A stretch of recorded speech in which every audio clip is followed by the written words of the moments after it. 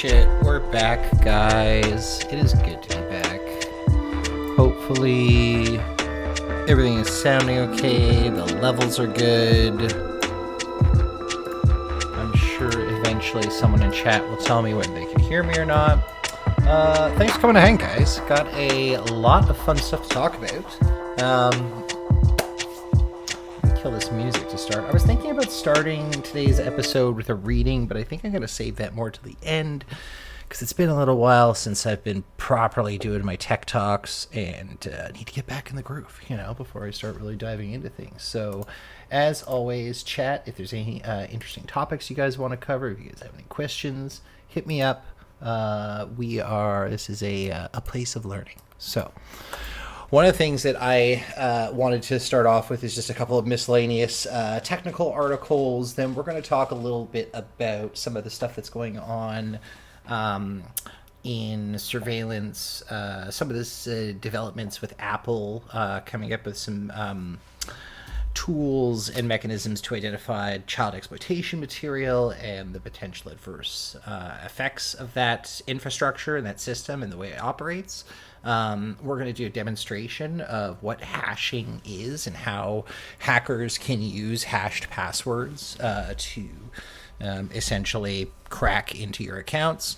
And I think we're going to finish off with a couple of fun Kurzgesagt videos talking about scientific topics like immunity, because that's a very hot topic right now. And if we have time, we're going to delve into some editing. So, here we go, guys. It's good to be back. So, yeah, really quick. Samsung. Apparently, they're going to stop loading its $1,000 smartphones with ads. So, if you've ever used the Bixby, which is the Siri equivalent of Samsung devices, it's pretty brutal. And it's known for them having a ton of preloaded software, garbage, bloatware. So it's cute that they finally, kind of seen the light on this and decided that, hey, we're gonna do things a little bit differently now. Another great piece of news that came out in the Samsung world. So apparently there was a huge theft of Samsung televisions that happened in Johannesburg, South Africa. Now, I love how Samsung is framing this as innovative television block function. What this is really obviously telling you is that Samsung, at any time, pretty much for any reason, based off of their terms and conditions, which I'm sure the legalese is fairly tight, they can essentially deactivate your TV remotely if it connects to the internet. Which most do and have to if you want to use any kinds of apps because of things like updates, etc., etc. It's kind of wild. It makes sense. I'm sure consumers are happy to know that if their television gets stolen, they can punitively deactivate that device so the person can't use it. But there's a lot of people who say that there's a lot of adverse effects to instituting technology like this, that it can be used for all kinds of obviously nefarious purposes, and it's just another step into the sort of corporate control of your devices, and the fact that as they become more and more deeply connected to the infrastructure of the internet, we actually lose control of their function, their ability, and to manage them. It's kind of like the Peloton treadmill, where if you stop subscribing to it, the treadmill just turns off and stops working. There's a variety of services, or the juicer, where if you Google, I think Google invests in this fucking juicer, where if you don't subscribe to a monthly package, you essentially straight up just can't use your juicer. It's pretty insane. But anyways, there's this huge looting of televisions in Johannesburg, and essentially because all of these warehouses, typically, if you've ever worked in a warehouse, a lot of the processing of logistics involves maintaining the serial numbers of all the devices. Not only did I get 10,000 televisions delivered to, the warehouse, I also know all the serial numbers, and I can tie that back to a particular purchase order. I can know when I got that, the manufacturer can know where they built those televisions, etc., etc. So that information is passed down the supply chain. So at a certain level, if they have access to that, they can call up to Samsung and say, hey, we just had 2 trucks. We're pretty sure here are the serial numbers, and then they can zap them. There is a similar lists for all the major telecommunications companies in Canada. They have actually like a shared blacklist essentially. Well, there's a shared Apple blacklist, and then there is like their own respective blacklists where if you tell them like, hey, here's the IMEI or the serial number of my mobile device, they will block it from accessing the network. So it doesn't matter how many good SIM cards that you put in. It can be a brand new SIM card, it could be someone whose service works. You put it in that phone, it's just straight up not going to work. So again, we're seeing a lot more and more of this with tech manufacturers, and to a certain extent, I mean, I can understand the need for it, but like a lot of innovations, it's a very, very, very slippery slope that we're moving into. And speaking of cool phone developments, apparently the iPhone 13 is going to support LEO satellite communication. So the idea that you can now be independent of a cellular network and back up some of your communications onto a satellite network is very fascinating. So we might actually do a tech talk on satellites, because that's something a lot of people like. We know what satellites are, but do a lot of people know kind of how satellites work? How are they launched? Satellites, how the fuck do they work? So we'll talk a little bit more maybe down the road about satellite technology. But essentially, rather than using a traditional cellular radio frequency device to send and receive cellular data, they're also going to have an embedded satellite device, which is like, if you've ever gone expeditioning, like whether it's camping out in very far off places. The flux on here, guys, it's harsh on my eyes. Whether it is you're going camping like out in the mountains, like deep in the Adirondacks, some people will bring satellite telephones with them that don't rely on 3 or 4G signals, or even 5G if you're all vaxxed up. So super, super interesting development. Again, there's a lot of like questions that come with that, like how is that going to work for data rates? What's the bandwidth, et cetera, et cetera. It'll more likely be used for emergency purposes for the most part. But going back to the whole idea of like these forever connected devices, and Apple having full control over the fleet of its phones. This is just another way to preserve a consistent data connection or connectivity to you and the services that it's passing over. Big story. Might have talked a little bit about this in our... Yeah, we did talk about this last Tech Talk. Sorry, guys, we're skipping this one. You can go to last Tech Talk if you want to know about that story. I did want to talk a little bit about the supply chain shortages that are going on as a result of COVID. Often we hear about things like, oh shit, that reminds me. Sorry guys, there is one more article that I wanted to pull up here. Bear with me for a hot second. What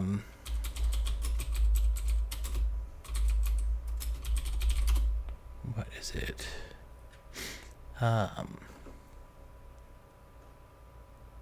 There is a new extreme ultraviolet lithography that is coming. Basically, is going to essentially make sure that we can continue to build on Moore's law, and we'll be able to continue to make smaller and more accurate chips. Anyway, I'll try and find that article later. I'm getting a little distracted. Classic Mark. So anyway, back to manufacturing processes, etc.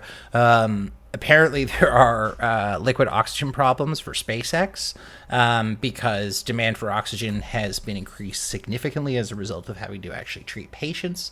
And this is a major challenge that people are going to, I mean, if COVID has taught anyone who works in like logistics or supply chain, it's really tested the capacity of our systems and our ability to move goods from point A to point B in a fashion that also serves the best public good, right? It's not just about if I have money, I should be able to get access to this resource. It's like, hey, are you potentially removing a resource that is helping people breathe? So I would hope that we're in a situation in which, people like Elon Musk and SpaceX and Jeff Bezos's companies and even NASA, before they get to fill their rockets up, we make sure that everyone has enough oxygen to breathe. But that's not always the case, obviously. Corporate interests tend to take over and override in these spaces, which I always find fascinating. So, demand for oxygen to treat COVID-19 patients is spiking during the latest pandemic surge. It's leaving liquid oxygen in short supply. For other uses such as water purification and rocket launchers, as supplies get redirected to hospitals and other industries are scrambling to figure out alternatives. So we're actually going to be impacted this year with a lack of liquid oxygen for launch. We certainly are going to make sure the hospitals are going to have the oxygen they need. But for anyone who's listening to liquid oxygen to spare, send me an email.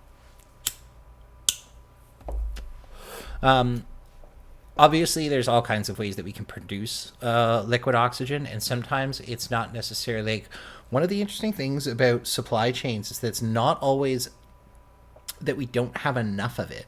It's that certain things take an amount of time to process or synthesize or to collect, and as a result, there's an amount of lead time.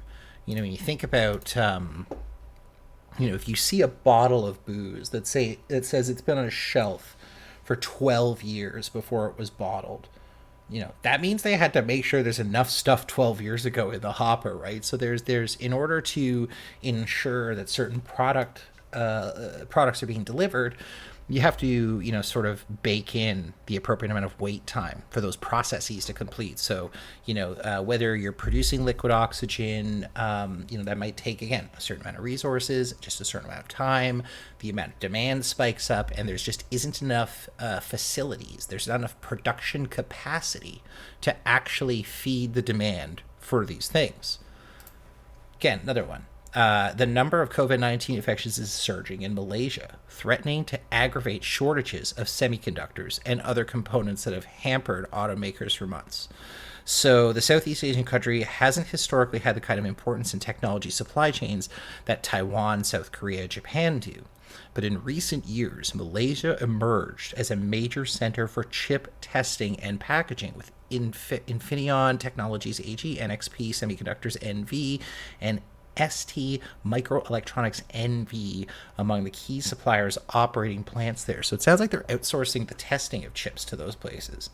So now COVID-19 infections are soaring in the country, jeopardizing plans to lift lockdowns and restore full production activity. The 7-day average of reported daily infections is pushed up to 20,000, just over 5,000. Shit.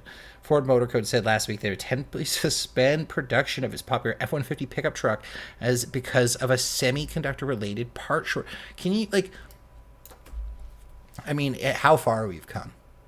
30 years ago, you would never hear that a car couldn't come off a production line because of chips. Cars didn't have computers. There were no computers in cars. They were engines, they were wires, there was, but there was really little to no computational power. And of course now there is. And, that's great. And we get all these wonderful benefits of it. But, there's a huge problem with semiconductors. And if we can't produce semiconductors, we can't produce chips, we can't produce iPhones, and we can't produce essentially the high demand of devices that run all of the internet and all of our data services. So the country's authorities are racing to address the outbreak and has granted exemptions to certain manufacturers in an effort to keep the economy on track. Companies are allowed to keep operating with 60% of their workforce during June lockdowns, and they'll be able to move back on 100%. So that, again, this might be a couple weeks old, so I apologize if this is an old article. But the situation on the ground remains volatile. Factories have to shut down completely for as long as 2 weeks for sanitation if more than 3 workers contract COVID. So that's it's going to be very difficult. Delta's ripping through there too. So, again, the reason why I want to talk about this is very brief. It's really to talk about the addressing the fact that we are going to need to really think about the prioritization of the distribution of resources in the very near future, and there are going to be ways for us to do that amicably. I personally believe that AI is a space in which we may be able to revolutionize just the distribution of goods, how to produce goods with more efficiency, and essentially how to make sure more people get better stuff for less. Is really, really the crux of it. Oh, we're gonna go. This is gonna be a fun one. I think this is gonna be fun. This could be scary for me. We're gonna see what happens here. So, a case against a man accused of murder has been thrown out by a judge after prosecutors withdrew disputed evidence of an AI-identified gunshot sound. Michael Williams, 65, who denied wrongdoing, sat in jail for 11 months awaiting trial for allegedly carrying a Sarfane Herring, 25. It is said that in May last year, Williams was driving through Chicago one night, hoping to buy some cigarettes. Herring waved him down for a ride, and Williams, recognizing the area man for the neighborhood, let him into his car. Soon after, another vehicle pulled alongside, and someone in the passenger seat took a gun out, shot Herring in the head. Williams told police. Herring's mother said her son, who was an aspiring chef, had been shot 2 weeks earlier at a bus stop. Herring, who was taken to hospital by Williams, died from the gunshot wound, and Williams ended up being charged with his murder. A key piece of evidence against him came from ShotSpotter. Oh, fuck me. The company that operates microphones spread across the U.S. cities, including Chicago, with the aid of machine learning algorithms, detect and identify gunshot sounds immediately to cops. So what they've done is they've set up microphones, right, all across the city.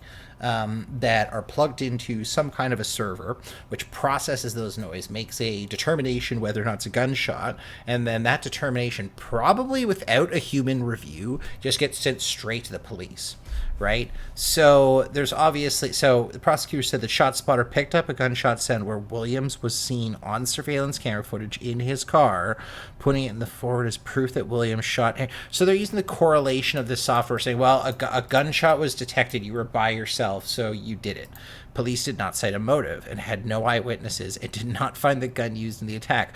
Williams did have a criminal history, though, having served time for attempted murder, robbery, and discharging a firearm when he was younger. He said that he had turned his life around significantly since. He was grilled by the detectives and then booked. So, ShotSpotter insisted it had not properly alerted any data to favor the police's case, and said that regardless the initial real-time alert, its evidence of the gunshot was the result of follow-up forensic analysis, which was submitted to the courts. After Williams' lawyers asked the judge in the case to carry an inquiry, the prosecution last month withdrew the ShotSpotter report and asked for the case to be dismissed on the basis of insufficient evidence. So the entire case for these guys hinged on ShotSpotter technology, which sounds shoddy at best.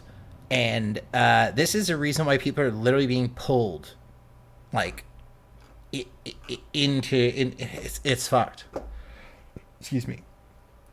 I just can't believe, like, and again, this is one of the problems with the malapplication of artificial intelligence. So we're going to try an exercise. We'll see how this goes. I'm actually slightly terrified, but we'll see. We are going to go to my Facebook, and we're going to pull a picture of me off of my Facebook. We're going to put it into Premise, and we're going to see if it has the ability to find me on the internet. So it's essentially an AI search algorithm that uses publicly available images. You can do a reverse image search, but more for like people. So if I go to, sorry guys, I'm not quite at the point yet where I'm ready for y'all to see my Facebook. So I gotta go to it on another window. I'm gonna grab my stuff. I bring a picture of me over. It's gonna be nice. Just give me a second. Gotta find a picture that is like, okay, I'll look for one or two that I think is acceptable. I need like an actual picture of my face. Man, I don't have any pictures on Facebook, guys. That's interesting. Albums. Let's go to profile pictures. Okay. Let's try. Got a couple here. So let's try. We're going to save image as Mark 1. And we're going to upload a photo. Upload Mark 1. I'm going to accept the terms and conditions. It's going to analyze my photograph. Oh, shit. It found something.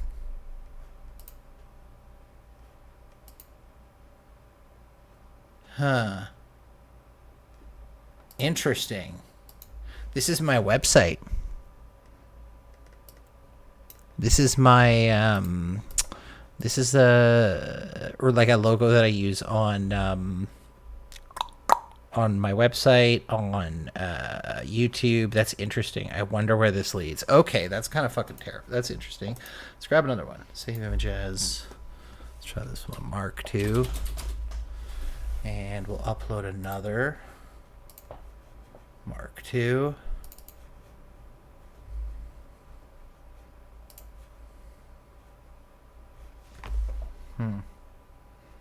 Let's go back. Hold on. I don't like this interface. Is kind of weird. Let's go back here. Upload photo.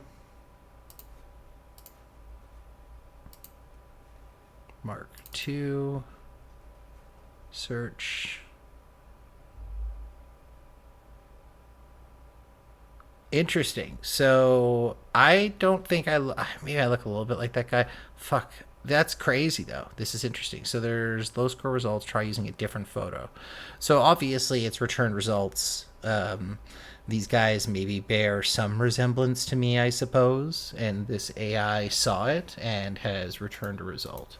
So if I go back and I decide to try this from a different angle, let's use my work picture.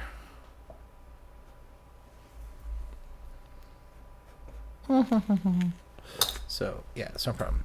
You know what we're gonna do? We're gonna do this.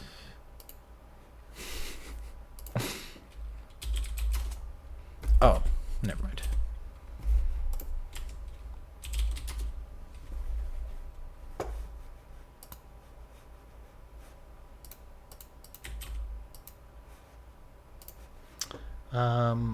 Fuck, I don't want to connect to a VPN while I'm in the middle of a stream. That's going to make my life a pain in the ass. So let's use Kali. I think we need to use Kali to convince it.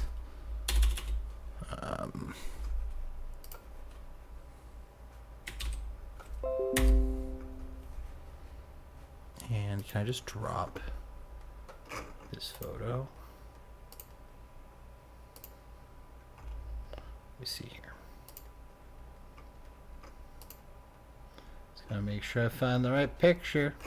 So much shit on my desktop. It's really frustrating. View, export icons. Sorry, this will get. I swear this will have like a point someday. Can I drop this file here? I think I can.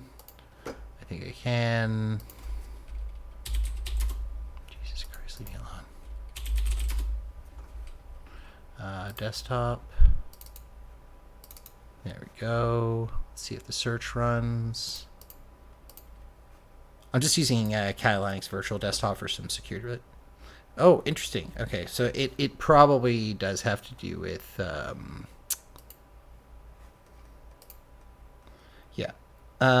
it does have to do with my IP address.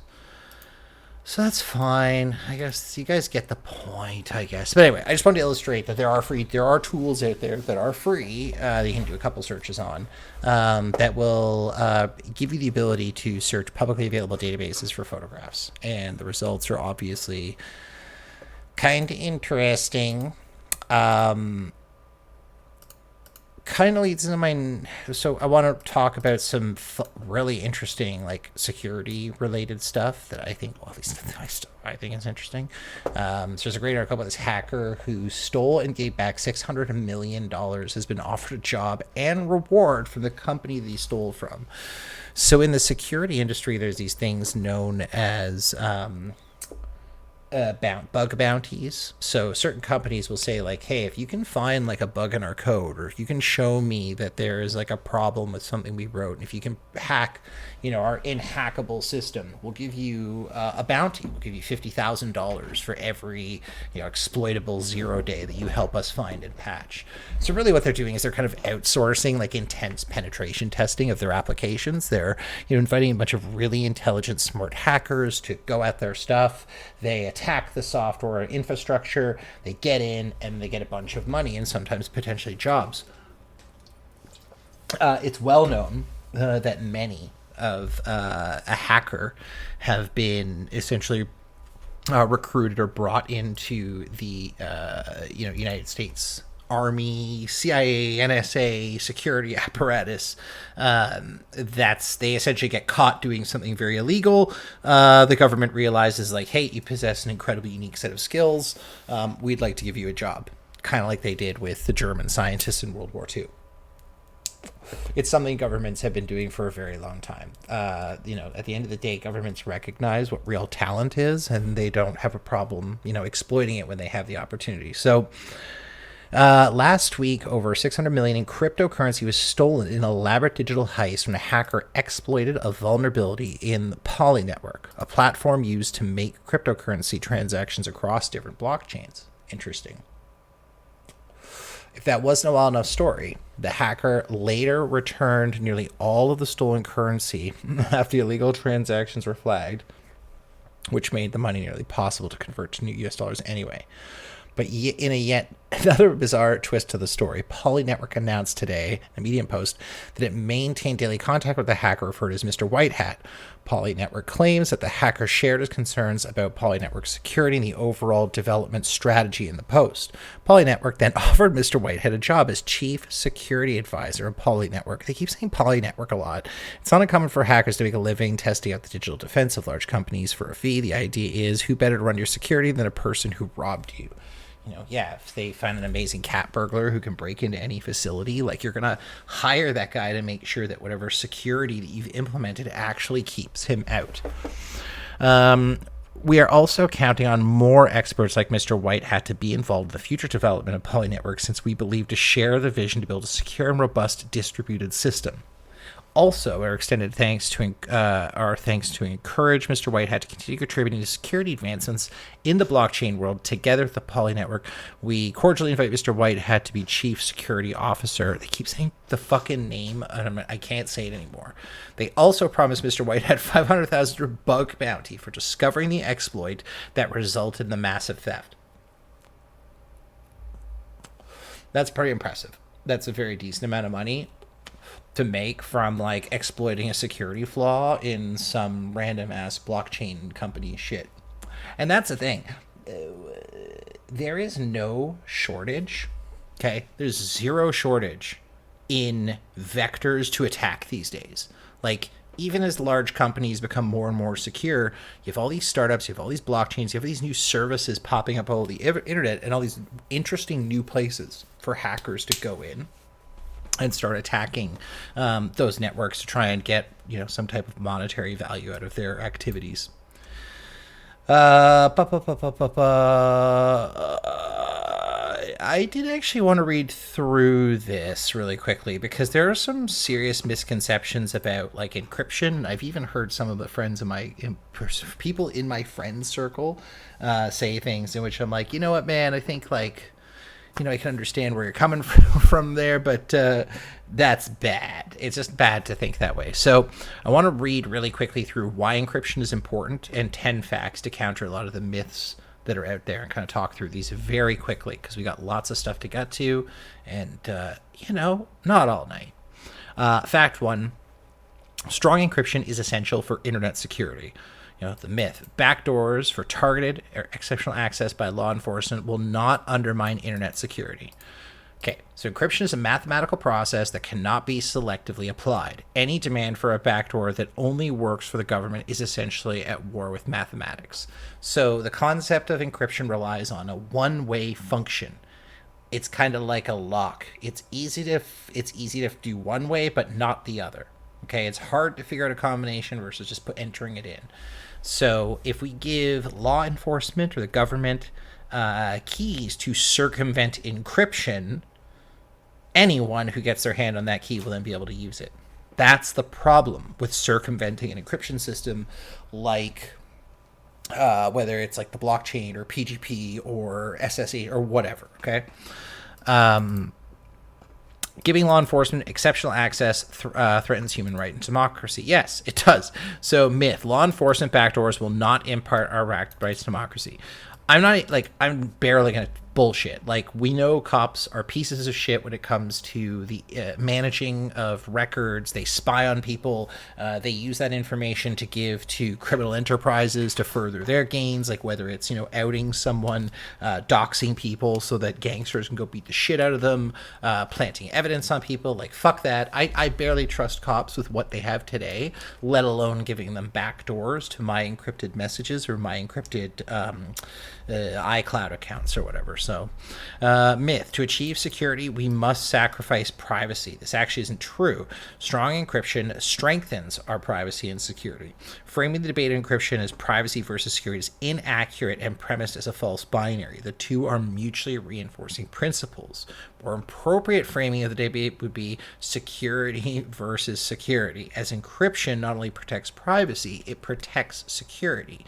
It's a reframing to ensure security policy does not become insecurity policy. Law enforcement has entered the golden age of surveillance without breaking encryption. So, myth: law enforcement is facing a going dark problem, which makes it necessary to break encryption. So this actually is inaccurate. It implies that, they have diminished capabilities. There are people who can hide behind walls, and there certainly are criminals that are really, really good at circumventing or being able to be relatively undetectable. What I would say is that those people are in the vast minority. Most criminals eventually make a mistake that sort of outs them, or they do something, in the open or in plain text. That can be intercepted, and as a result, they get fucked. So it's very difficult for people to actually fully go dark. So the idea of these guys are going to... Also, there's been numerous cases where the FBI has been able to get on to, for example, Tor. Tor is an incredibly powerful tool for keeping people anonymous and secure, especially in countries where there is no such thing as democracy or, freedom of communication or freedom of information. But it can also be used for an enormous amount of legal activities, and the FBI essentially figured out a way to be able to get onto certain Tor nodes, infect those servers, and use these special, methods to out the entire onion network. So they knew exactly who was on, who was doing what as a result. So we know that law enforcement has the ability to have targeted attacks on these dark networks. That's kind of bullshit. Weakening encryption is an effective measure to counter terrorism and criminal activity. This is bullshit. This is actually, this list is making me mad, man. I don't even want to go through this list. The bottom line of encryption is the stronger it is, the better. And there is also a way to use cryptography, but also apply things like the blockchain, so that certain information can be auditable and transactional and out of the open, while keeping the content of things protected. So, if anything, layering more and more intelligent security on top of our networks would be a better way to combat criminality. On some of these are honestly. Some of these are just cyclical arguments, and it's actually making me angry because I sometimes hate debating this topic with people. Shifting gears a little bit, this is going to be a very interesting article. So there's a couple terms we're just going to have to talk about really quickly. Something that is called an air gap. So an air gap essentially is a actually, so I swear, guys, I know what it is. I just want to actually read a definition. Security.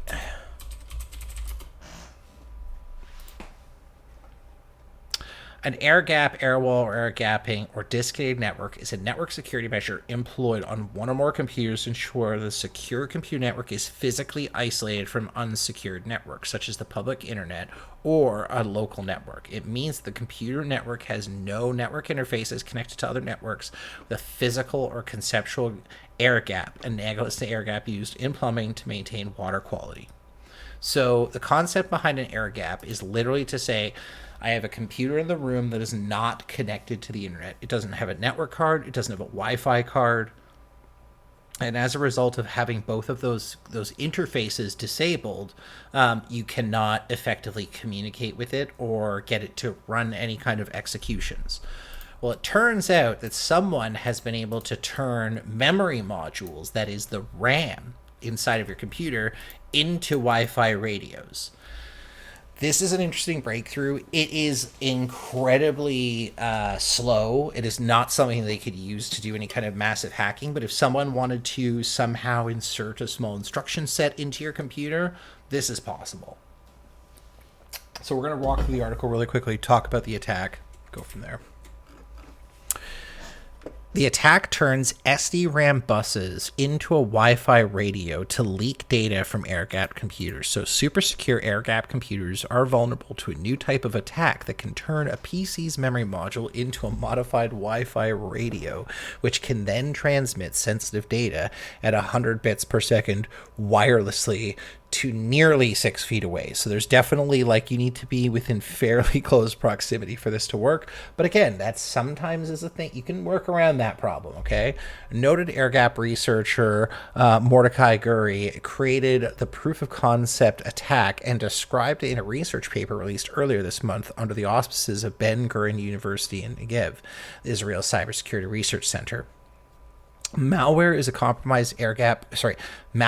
in a compromised air-gap computer can generate signals in the Wi-Fi frequency bands, and the signals are generated through memory buses. No special hardware is required. Now, what that means, though, is that the malware would need to be installed on the computer.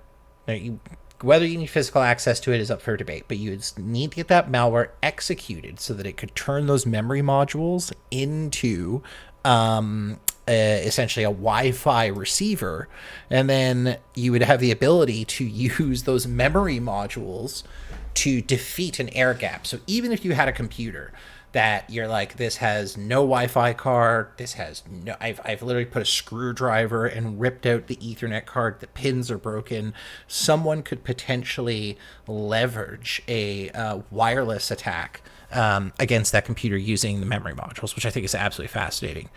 So in his proof of concept attack, Gurry showed how an adversary could manipulate the electrical current on a system's DDR SD-RAM bus in order to generate electromagnetic waves and transmit a weak Wi-Fi signal, 2400 gigahertz. It's not a quick attack, though. At top speed of 100 BPS, it would take 22 hours and 13 minutes to send a megabyte of data to a receiving device no more than 69 inches away. Since the clock speed of memory modules is typically around the frequency of 2.4 gigahertz or its harmonics, the memory operations generate electromagnetic emissions around the blah, blah, blah frequency bands. So the hack requires perfectly timed read-write operations, which could be driven by the malware installed on the targeted computer. The principle behind this type of attack is electromagnetic components generate waves. Similar radio frequency transmitters such as router are also based on a type of electromagnetic radiation. Ergo, what Gurry calls the AirFi hack based on electromagnetic manipulation. This is brilliant. Like what he's able to do. And I mean, it's true. Like, all radio waves is a transmission of electromagnetics. If you can use a different device inside of a piece of hardware to generate said electromagnetics, you could send a rudimentary Wi-Fi signal. You couldn't send it as fast as like 802G. You know, it can't go at 30 megabits a second or whatever, but like, you can theoretically get data onto it. And like, again, if the one thing that you can say about security, if there is a will, there is a way. If someone wants to get into your shit, they'll figure it out. So this air gap attack vector skips one important detail: how to sneak the malicious code onto the targeted system to begin with, and how to collect the data once pried from the target. Gurry explains planning the malware could be done by a nation-state adversary at the time of manufacturing or during the shipping of the equipment, or simply being a USB infected drive into the computer. So you still have to get physical access to the computer, or you have to be in bed with the hardware manufacturer. I'm not sure if anyone is familiar with Mike Lindell, the My Pillow guy, and the folks that were talking about the Stop the Steal election. I actually, chat. Let me know. This might be an interesting one for the next conversation. Mike Lindell Cyber Symposium, like watching that on Twitch and like going line by line about why he's for at least from a technical perspective, as much as possible, why what they talk about is bullshit, but. There was a guy on the Mike Lindell stage at the Cyber Symposium saying how they found these special chips that were embedded on the power couplers that were able to blah, blah, blah. So what they're talking about isn't not real. It's insane. It's an insane thing to think that like it was possible in the way that they describe it and the scale they describe it. I will say, and I know this from experience in the industry that I work in, 1000%, is that if you send hardware into Russia or other countries like that, like routers and stuff, those pieces of equipment, they get literally taken into a room where someone does something to it, and it's like, cool, okay, you can have your router. Have a nice day. And like, they're into your shit. That's it. So, to continue here. So yeah, anyway, so nation states, yes, they could technically manufacture the hardware to have those, the malware all reinstalled, or you could attack it with a USB device. That's going to be a little bit more different or difficult to do because usually computers that are air-gapped have very strict policies about bringing physical devices in the room. People are very cognizant of like, hey, I'm not allowed to plug anything into this. Again, that doesn't say that there's not going to be someone in the room who has the ability to do that for a third party or for a nation state or something like that.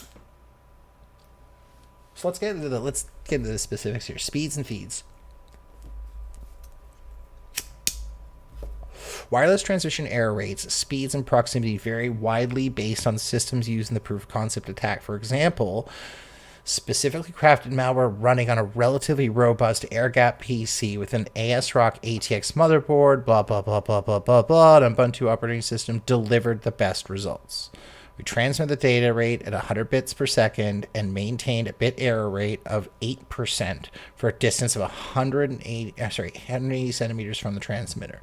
Note that due to the local ramifications and interference, the signal quality may vary with the distance and location of the receiver.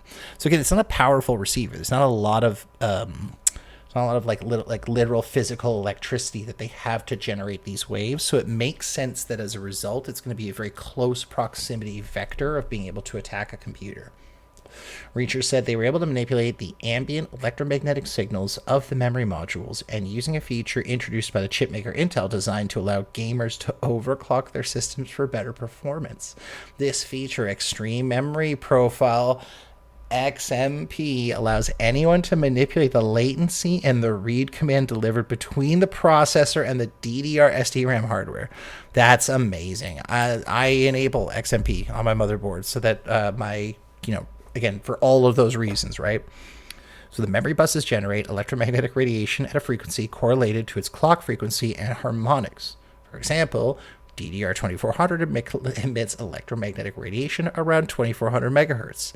Researchers wrote, Gurry said there are many ways to protect against such attacks, such as banning network connections, phones, laptops, IoT gear near the hardware.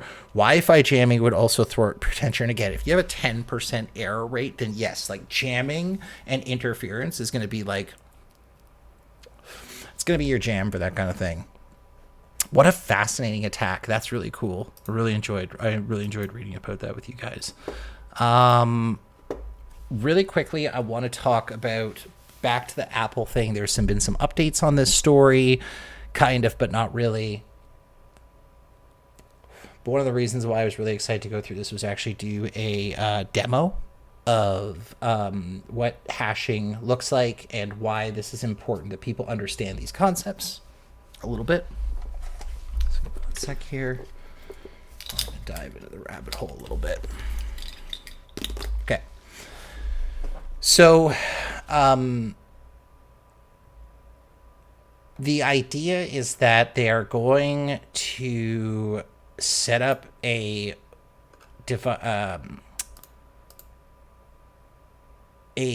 client-side scanning functionality that is going to hash your photos and then compare that hash to known child exploitation material. Okay.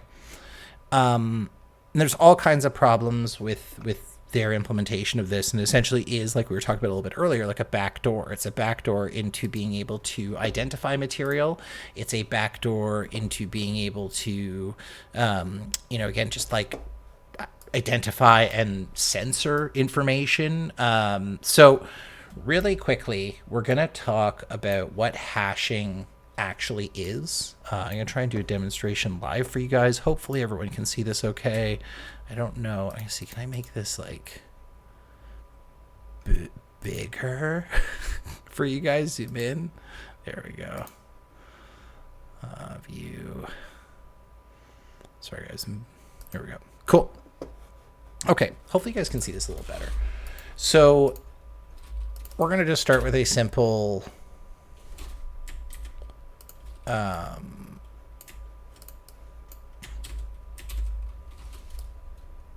the concept of what a hash is. So hash is a digital signature of any piece of digital information, right? For the purpose of this exercise, we're going to be talking about hashing words or sentences or names or essentially text, strings, if you will. So if I wanted to hash my name, Mark, I can tell this Python script to execute, and it's going to give me a digital signature of the word Mark. And anytime anyone in the world runs this hash value against the name Mark, they're going to get this value, this integer value. Now, if I change the value, the hash changes. And it doesn't change just a little bit. It changes like drastically. A lot of this is the sort of the crux of how a lot of cryptography works. So it's actually impossible to reverse engineer this hash back to a file. It's really a one-way function. Now, there are ways to compare hashes to be able to know if things are comparable, essentially. And I'm going to show you guys right now how that works. So what Apple is going to do is it's going to take your images, it's going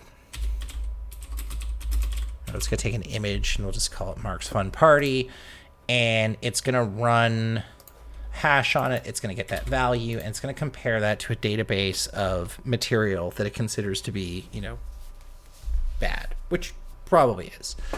The problem is that if they ever just wanted to identify Mark's Fun Party and erase that from the internet, they can quickly identify that material by the hash value. This is actually how hackers hack passwords. So what I'm going to show you guys really quickly is I generated some files earlier. So I am a hacker, okay? And I've made, where is it here?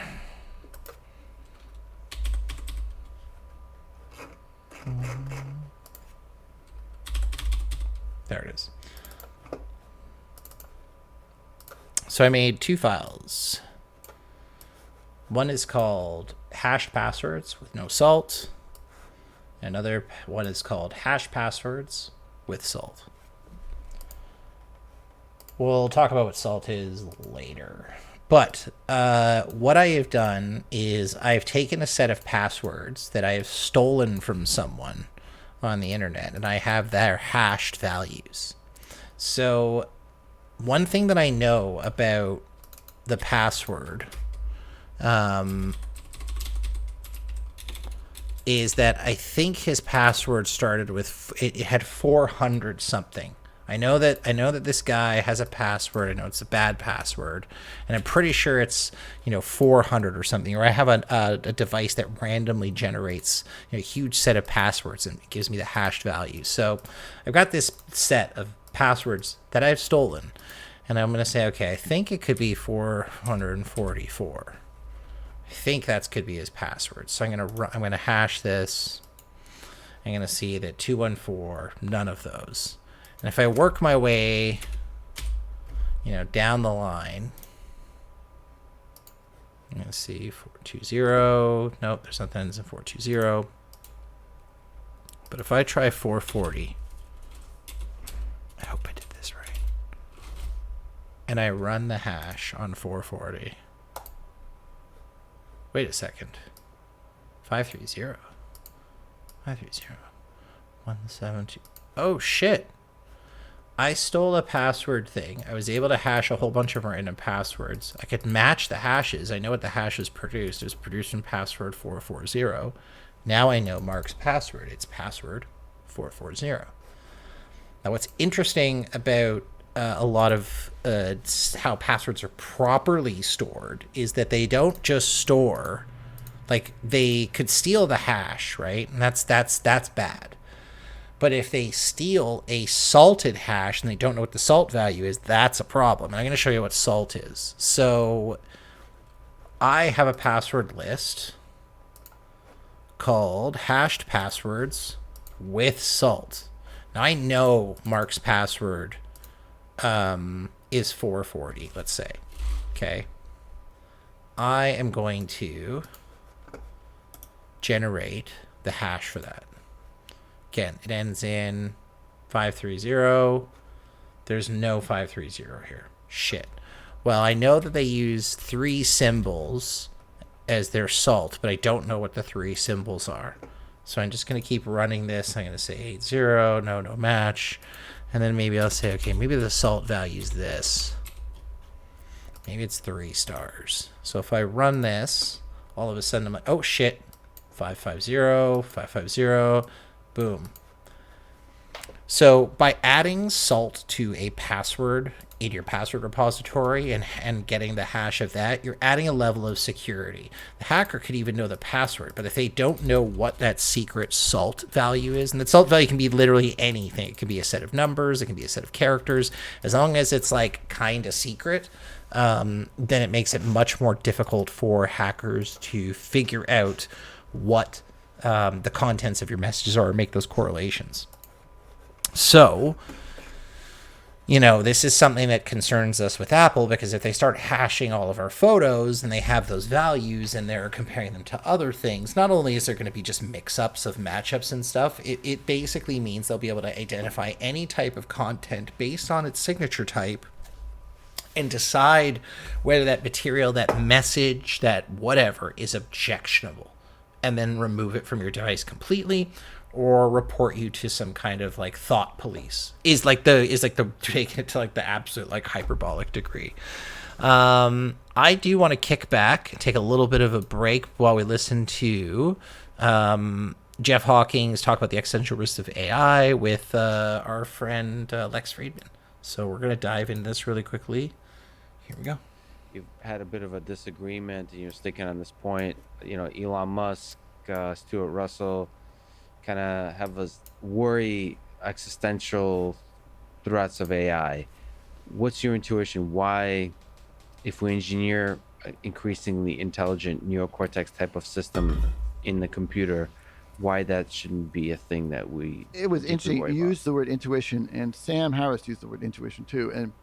And when he used that word, I immediately stopped and I said, oh, that's the crux of the problem.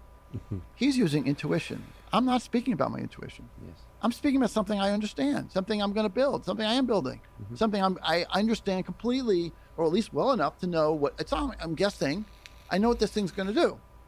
And I think most people who are worried, they have trouble separating out. They don't have the knowledge or the understanding about like what is intelligence, how does it manifest in the brain, how is it separate from other functions in the brain, and so they imagine it's going to be human-like or animal-like. It's going to have the same sort of drives and emotions we have, but there's no reason for that. That's just because there's an unknown. If the unknown is like, oh my God, I don't know what this is going to do. We have to be careful. It could be like us, but really smarter. I'm saying no, it won't be like us. It'll be really smarter, but it won't be like us at all. And I'm coming from that not because I'm just guessing. I'm not using intuition. I'm basing it on like, okay, I understand this thing works. This is what it does. Let me explain it to you. Okay, but there's a bit of intuition. So to that, I also disagree with the intuitions that Sam has, but I also disagree with what you just said, which what's a good analogy. So if you look at the Twitter algorithm in the early days, just recommender systems. You can understand how recommender systems work.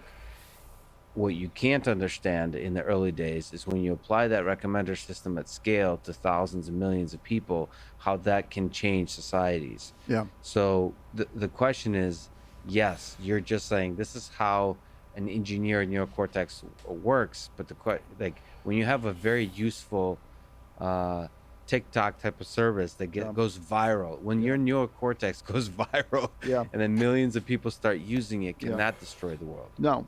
Well, first of all, this is back. One thing I want to say is that AI is a dangerous technology. I'm not denying that. All technology is dangerous. Well, and AI maybe particularly so. Particularly. Okay, so no, this is a really good point that I want to touch on. Is that because of our inability to wrap our heads around how quickly AI could potentially surpass our abilities in certain areas. And with the, it's not just about the AI escaping out of the box. It's about handing intelligent weapons systems, or even like the control of how floodgates work, or something in which the AI makes a catastrophic, what we would deem as a miscalculation, and does something that is particularly detrimental for, the betterment of humanity. So, am I worried about it? Yeah, I'm totally worried about it. The thing where the narrow component we're talking about now is the existential risk of AI, right? Yeah. So I want to make that distinction, because I think AI can be applied poorly. It can be applied in ways that people are going to understand the consequences of it. These are all potentially very bad things, but they're not the AI system creating this existential risk on its own. And that's the only place I disagree with other people. Right. So I think the existential risk thing is humans are really damn good at surviving. So to kill off the human race would be very, very difficult. You can even, yes, but you can even, I'll go further. I don't think AI systems are ever going to try to. I don't think AI systems are ever going to say, I'm going to ignore you. I'm going to do what I think is best. I don't think that's going to happen. At least not in the way I'm talking about it. So the Twitter recommendation algorithm is an interesting example. Let's use computers as an analogy again, right? I build a computer. It's a universal computing machine. I can't predict what people are going to use it for. They can build all kinds of things. They can even create computer viruses. It's all kinds of stuff. So there's some unknown about its utility and about where it's going to go. But on the other hand, I pointed out that once I build a computer, it's not going to fundamentally change how it computes. It's like I use the example of a register, which is internal part of a computer.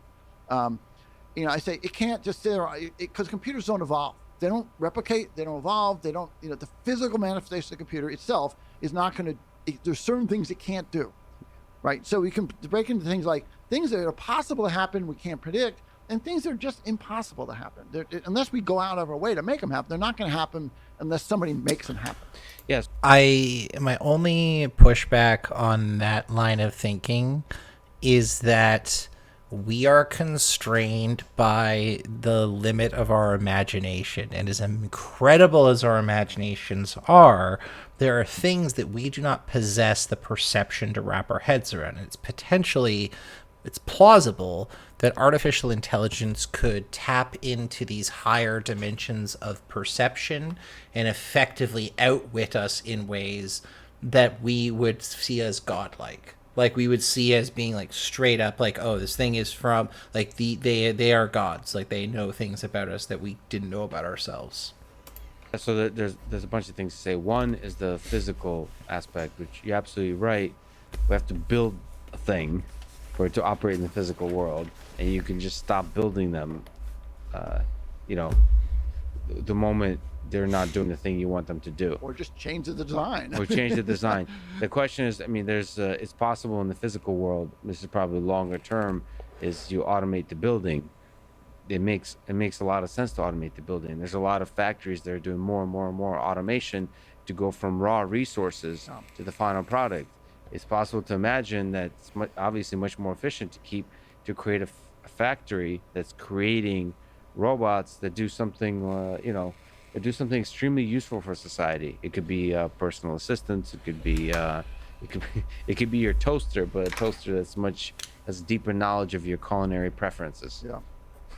and that could Well, get I to think trouble. now you've hit on the right thing. The real thing we need to be worried about, Lex, is self-replication. Right. That is the thing to worry In about. the physical world. Yeah, or even the virtual world.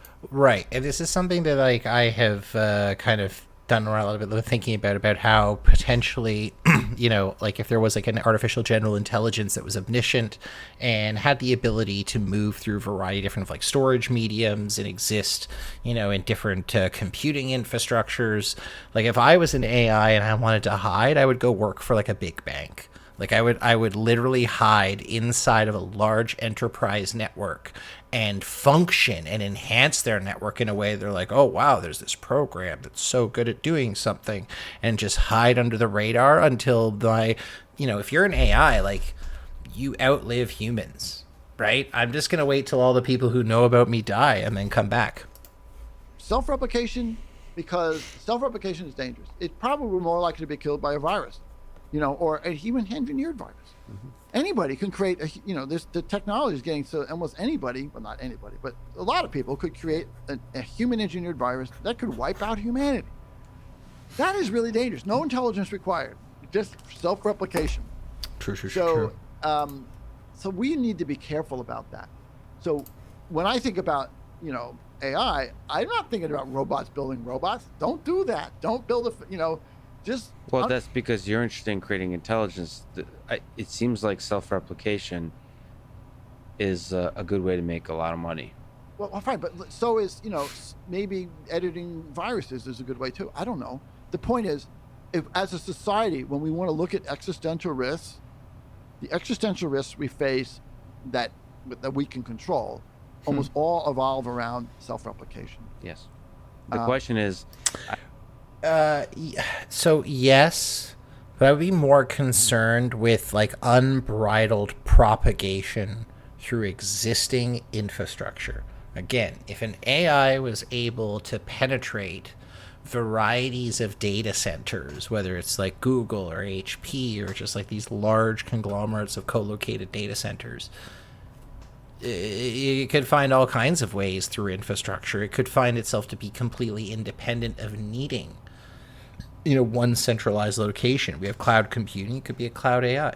So, I'm not accusing these brilliant people of having like a failure of imagination. I think all humanity has like a very limited ability to imagine all the scenarios in which AI could definitely get out of things. I don't see a good way to make a lot of money by engineering viruses and deploying them on the world. All right, there could be applications that are useful. But let's separate out. I mean, you don't need to. All you need is some terrorist who wants to do it, because it doesn't take a lot of money to make viruses. Let's just separate out what's risky and what's not risky. I'm arguing that the intelligence side of this equation is not risky. It's not risky. It's not risky at all. It's the self-replication side of the equation that's risky, Right. and I'm not dismissing that. I'm scared as hell. It's like the paperclip maximizer thing. Yeah. Those are often like talked about in the same conversation. The paperclip, if for those of you who aren't familiar with the paperclip conversation, essentially revolves around the idea that if you told an AI to build as many paperclips as it could, and it determined that like the best way to do it is to kill all humans, it would kill all humans. I think that's a bit of a reach. There is some value to the thought experiment, but I think it's a very juvenile thought experiment, and there are bigger ways to frame that conversation. I think you're right. Like creating ultra intelligent, super intelligent systems is not necessarily coupled with arbitrarily self-replicating systems. Yeah, and you don't get evolution unless you're self-replicating. Yeah. And so I think that's the gist of this argument, that people have trouble separating those two out. They just think, oh, yeah, intelligence is like us, and look at the damage we've done to this planet.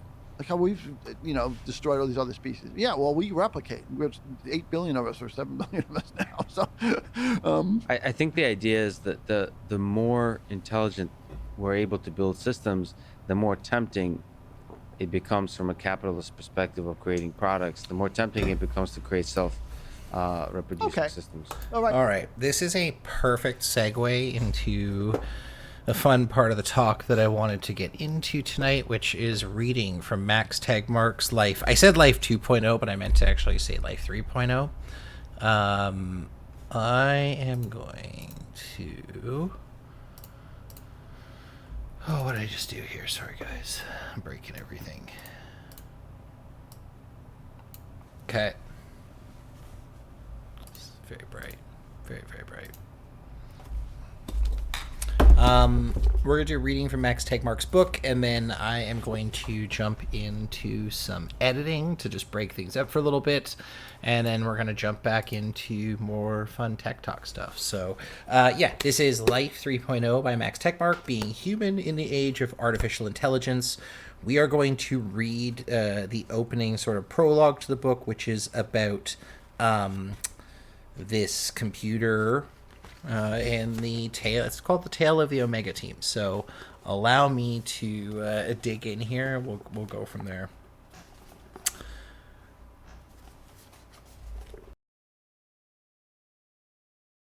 Look things up here. No, I didn't. Good, thank God. The Omega Team was the soul of the company, whereas the rest of the enterprise brought in the money to keep things going.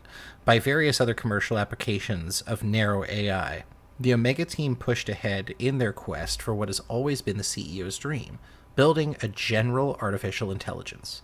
Most other employees viewed the Omegas, as they affectionately called them, as a bunch of pie-in-the-sky dreamers, perpetually decades away from their goal.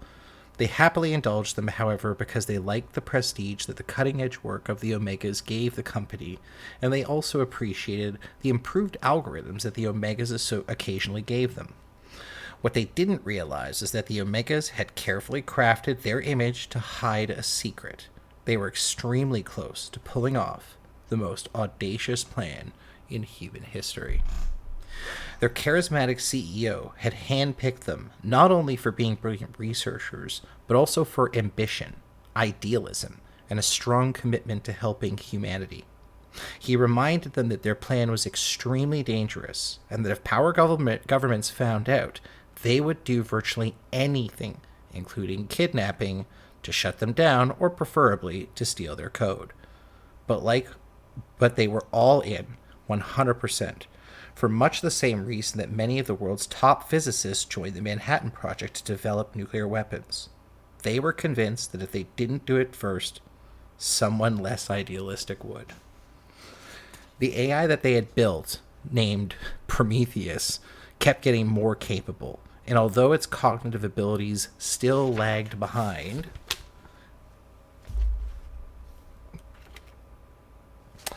far behind those of humans in many areas, for example, social skills, the Omegas had pushed hard to make it extraordinary at one particular task: programming AI systems. They'd deliberately chosen this strategy because they had bought the intelligence explosion argument made by the British mathematician Irving Good back in 1965. Let an ultra-intelligent machine be defined as a machine that can far surpass all intellectual activities of any man, however clever. Since the design of machines is one of these intellectual activities, an ultra-intelligent machine could design even better machines than would then unquestionably be an intelligence explosion, and intelligence of man would get left far behind. Thus, the first ultra-intelligent machine is a vast invention that man need never make, provided that the machine is docile enough to tell us how to keep it under control. They figured that if they could get a recursive self-improvement going, the machine would soon get smart enough that it could also teach itself all the other human skills that would be useful. The first millions. It was 9 o'clock on a Friday morning when they decided to launch Prometheus. It was humming away in its custom-built computer cluster, which resided in long rows of racks in a vast, access-controlled, air-conditioned room. For security reasons, it was completely disconnected from the internet, but it contained a local copy of much of the web: Wikipedia, Library of Congress, Twitter, and a selection from YouTube, much of Facebook, etc., to use in its training data to learn from. They picked this start time to work undisturbed. Their families and friends thought they were on a weekend corporate retreat. The kitchenette was loaded with a microwave food and energy drinks, and they were ready to roll. When they launched, Prometheus was slightly worse at them than programming AI systems, but made up for this by vastly faster spending the equivalent thousands of person years chugging away at the problem while they chugged a Red Bull by 10 a.m. It had completed the first redesign of itself, version 2.0, which was slightly better but still subhuman. By the time Prometheus 5.0 launched at 2 p.m., however, the Omegas were awestruck. It had blown their performance benchmarks out of the water, and the rate of progress seemed to be accelerating. By nightfall, they decided to deploy Prometheus 10.0 to start phase 2 of their plan, making money.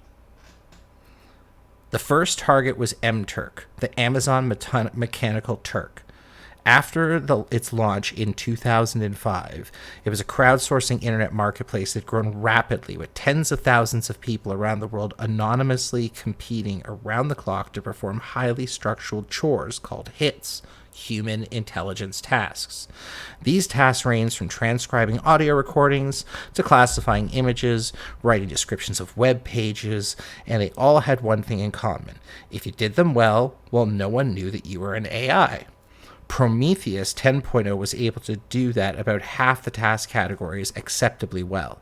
For each such task category, the Omegas had Prometheus design a lean, custom-built, narrow AI software module that could do precisely such tasks and nothing else. They then uploaded this module to Amazon Web Services, a cloud computing platform that could run many virtual machines as they rented. And for every dollar they paid to Amazon's cloud computing division, they ordered more than $2 from Amazon's MTurk division. Little did Amazon suspect that such an amazing arbitrage opportunity existed within their own company. To cover their tracks, they had discreetly created thousands of MTurk accounts during the preceding months, and the names of fictitious people and the Prometheus-built modules now assumed their identities. The MTurk customers typically paid after about 8 hours, which at one point the Omegas reinvested the money in more cloud computing time, using better task modules made by the latest version of the ever-improving Prometheus. Because they were able to double their money every 8 hours, they soon started sustaining MTurk's task supply. Saturating MTurk's task supply, and found that they couldn't earn more than about $1 million per day without drawing unwanted attention to themselves. But this was more than enough to fund the next step, eliminating any need for awkward cash requests to the chief financial officer. Dangerous games. Aside from their AI breakthroughs, one of the recent projects that the Omegas had the most fun with is planning on how to make money as rapidly as possible from Prometheus's launch. Essentially, the whole digital comedy was up for grabs, but it was better to start by making computer games, music, movies, or software, or to write books or articles, to trade on the stock market, or to make inventions and sell them. It simply boiled down to maximizing the rate of return on investment, but normal investment strategies were slow-motion parody of what they could do. Whereas a nominal investor might be pleased with a 9% return per year, the MTurk investment had yielded 9% per hour, generating 8 times more money per day. So now they've started MTurk. What's next? Their first thought had been to make a killing on the stock market. After all, pretty much all of them at some point had declined a lucrative job to develop AI for hedge funds that were invested heavily in this exact idea. Some remembered that this was how the AI made its first millions in the movie Transcendence. But the new regulations on derivatives last year and the cash had limited their options. So they soon realized that even though they could get a much better returns than other investors, they'd be unlikely to get returns anywhere close to what they could get from selling their own products. When you have the world's first superintelligence AI working for you, you're better off investing in your own companies than in others. Although there might be occasional exceptions, such as using Prometheus' super hacking abilities to get inside information and what they call buy options on stocks, the Omegas felt that this wasn't worth the unwanted attention that it might draw. Yo, what's up, ADC? when they shifted their focus towards products that they could develop and sell, computer games first seemed like the obvious top choice. So this is, again, just to recap for those joining us, this is about an AI that they said, hey, we're going to get this AI to build video games for us to make us millions of dollars that we can do more AI. Also, guys, this is fictional. Just to be clear, this is a fictional account, so don't freak out. Prometheus could rapidly become extremely skilled at designing appealing games, easily handling the coding, graphics design, ray tracing of images, and all other tasks needed to produce a final, ready-to-ship product. Moreover, after digesting all the web's data on people's preferences, it would know exactly what each category of gamer liked and could develop superhuman ability to optimize a game for sales revenue. Elder Scrolls V Skyrim, a game in which many of the Omegas had wasted more hours than they'd care to admit, had grossed over $400 million during the first week back in 2011, and they were confident that Prometheus could make something at least as addictive in 24 hours using 1 million of cloud computing resources. They could then sell it online and use Prometheus to impersonate humans, talking up the game in the blogosphere. If they bought in 250 million in a week, they would have doubled their investment 8 times in 8 days, giving a return of 3% per hour. Slightly worse than the M-Turk start, but much more sustainable. By developing a suite of other games each day, they figured they can earn up to $10 billion before long without coming close to saturating the gaming market. But a cybersecurity specialist on their team talked them out of this game plan. She pointed out that it would pose an unacceptable risk to Prometheus breaking out and seizing control of its own destiny. Because they weren't sure on how its goals would evolve during recursive self-improvement, they had decided to play it safe and go to great lengths to keep Prometheus confined or boxed in ways that it couldn't escape onto the internet. For the main Prometheus engine running in their server room, they used physical confinement. There was there's simply no internet connection, and the only output from Prometheus was in the form of messages and documents sent to the computer the Omegas controlled. On an internet connection computer, on the other hand, running any complicated program created by Prometheus was a risky proposition, since the Omegas had no way of fully understanding what it would do. They had no way of knowing that it wouldn't, let's say, start virtually spreading itself online. So in testing the software that Prometheus had written for M-Turk tests, the Omegas guarded this by running it only inside a virtual machine, this program that simulates a computer. By tricking them into thinking that they're actually in a Windows machine, the Omegas had created their own virtual machine nicknamed Pandora's Box, in which they simulated an ultra-simplified machine stripped of all its bells and whistles that were usually to associate with computers. No keyboard, no monitor, no loudspeakers, no internet connectivity, no nothing. For the M-Turk audio transcriptions, the Omega set things up so that all that could go into Pandora's Box was one single audio file, and all that could come out was one single text document, the transcription. The laws of the box were the laws of the box were to the software inside like the laws of physics. Okay, so they couldn't basically break the laws. Except for that, the single input you know what? I want to skip this part because this part's not important, guys. Sorry. The fun part is coming up right here. The first billions. The Omegas had narrowed their search to products that were highly valuable, purely digital, and easily understandable. In the end, they decided to launch a media company starting with animated entertainment. The website, the marketing plan, the press releases had all been ready to go before Prometheus became super intelligent. All that was missing was the content. And although Prometheus was astonishingly capable by Sunday morning, steadily ranking its money from the M-Turk program, and its intellectual abilities were still rather narrow. Prometheus had been deliberately optimized to design AI systems and write software that performed rather mind-numbing M-Turk tasks. It was, for example, bad at making movies. Bad for not any profound reason, but the same way that James Cameron was bad at making movies when he was born. I like that. This is a skill that takes time to learn, and like a human child, Prometheus could learn whatever he wanted to from the data that it had access to. Whereas James Cameron had taken years to learn to read and write, Prometheus had all that taken care of on Friday, when it had also found time to read all of Wikipedia and a few million books. Making movies was harder. Writing a screenplay that humans found interesting was just as hard as writing a book, requiring detailed understanding of human society and what humans found entertaining. Turning a screenplay into a final video file required massive amounts of ray tracing and simulated actors and the complex scenes that moved through, simulated voices, the production of compelling musical soundtracks, and so on. As of Sunday morning, Prometheus could watch a 2-hour movie in about a minute, which included reading a book that it was based on and all the online reviews and ratings.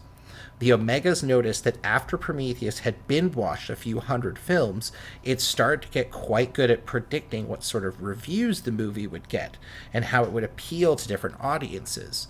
Indeed, it learned to write its own movie reviews in a way that demonstrated real insight, commenting on everything from the plots to the acting to the technical details such as lighting and camera angles. They took this to mean that when Prometheus made its own films, it would also know what success meant.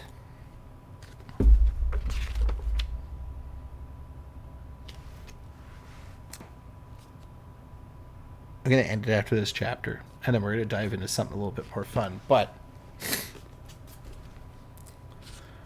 the Omegas instructed Prometheus to focus on making animation at first, to avoid embarrassing questions about who the simulated actors were. On Sunday night, they capped off their wild weekend by arming themselves with beer and microwave popcorn, dimming the lights, and watching Prometheus' debut movie. It was an animated fantasy comedy in the spirit of Disney's Frozen, and the ray tracing had been performed by a boxed-in Prometheus build COD in the Amazon cloud, using most of the day's 1 million MTurk profit. So it took about $1 million to make this movie. As the movie began, they found it both fascinating and frightening that it had been created by the machine without any human guidance. Before long, however, they were laughing at all the gags and holding their breath during their dramatic moments. Some of them even teared up a bit at the emotional ending, so engrossed in this fictional reality that they'd forgot all about its creator. The Omegas scheduled their website launch for Friday, giving the Prometheus time to produce more content and themselves to do the things that they couldn't trust Prometheus with. Buying ads, starting to recruit employees for the shell companies that they'd need to set up during the past months to cover their tracks. The official cover story would be that the media company, which had no public association with the Omegas, bought most of its content from independent film producers, typically high-tech startups in low-income regions, and these fake suppliers were conveniently located in remote places such as Tripoli, Yaskirix, and most other curious places journalists wouldn't bother visiting. The only employees they actually hired there worked on marketing and administration, and would tell anyone who asked the production team was in a different location, and they didn't conduct interviews at the moment. To match their cover story, they chose a corporate slogan, channeling the world's creative talent. They branded the company as being disruptively different by using cutting-edge technology to empower creative people, especially in the developing world. When Friday came around, the curious visitors started arriving to their site. They encountered something reminiscent of the online entertainment services Netflix and Hulu, but with an interesting differences. All the animated series were new ones that they'd never heard of, and they were rather captivating. Most series consisted of 45-minute long episodes with a strong plot line, each ending in a way that left you eager to find out what happened in the next episode. And they were cheaper than the competition. The first episode of each series was free, and you can watch the others for 49 cents each, with discounts for the whole series. Initially, there were only 3 series with 3 episodes each, but new episodes are added daily, as well as new series catering to different demographics. During the first 2 weeks of Prometheus, its movie-making skills had improved rapidly. in terms of not only the film quality, but of how better algorithms for character simulation and ray tracing, which greatly reduced the cloud computing costs to make each new episode. As a result, the Omegas were able to roll out dozens of new series during the first month, targeting demographics from toddlers to adults, as well as to expand to all the major world language markets, making their site remarkably international compared to all other competitors. Some of the commenters were impressed by the fact that it wasn't merely the soundtracks that were multilingual, but the videos themselves. For example, when a character spoke in Italian, the mouth motions matched the Italian words, as did the characteristic Italian hand gestures. Although Prometheus was now perfectly capable of making movies with simulated actors indistinguishable from humans, the Omegas avoided this to not tip their hand. They did, however, launch many series with semi-realistic animated human characters in genres competing with traditional live-action movies. Their network turned out to be quite addictive and enjoyed spectacular viewer growth. Many fans found the characters and plots cleverer and more interesting than even Hollywood's most expensive big-screen productions, and they were delighted that they could watch them more affordably. Buoyed by an aggressive advertising, which the Omegas could afford because of their near-zero production costs, excellent media coverage, and rave word-of-mouth reviews, the global revenue had mushroomed to $10 million a day within a month of launch. After 2 months, they'd overtaken Netflix, and after 3, they were raking in over $100 million a day, beginning to rival Time Warner, Disney, Comcast, and Fox, one of the world's largest media empires. Their sensational success garnered plenty of unwanted attention, including speculation about having strong AI, but using merely a small fraction of their revenue. The Omegas deployed fairly successful disinformation campaign. From a glitzy new Manhattan office, their freshly hired spokespeople would elaborate on cover stories. Plenty of humans were hired as foils, including actual screenwriters from around the world to start developing new series, none of whom knew about Prometheus. The confusing international network of subcontractors made it easy for most of the employees to assume that others somewhere else were doing most of the work. To make themselves less vulnerable and avoid raising eyebrows with excessive cloud computing, they also hired engineers to start building a series of massive computer facilities around the world, owned by seemingly unaffiliated shell companies. Although they were billed to locals as green data centers because they were largely solar powered and were in fact mainly focused on computation rather than storage, Prometheus had designed their blueprints down to the most minute detail, using only off-the-shelf hardware and optimizing them to minimize construction time. The people who had built and ran the data centers had no idea what was computed there. They thought they managed a commercial cloud computing facility similar to those run by Amazon, Google, and Microsoft, and they only knew that all sales were managed remotely. Okay, we're going to take a 2-minute break. I am going to get set up for a quick little editing run, and we will be right back, guys. Please stand by. Don't go anywhere. We'll be right back.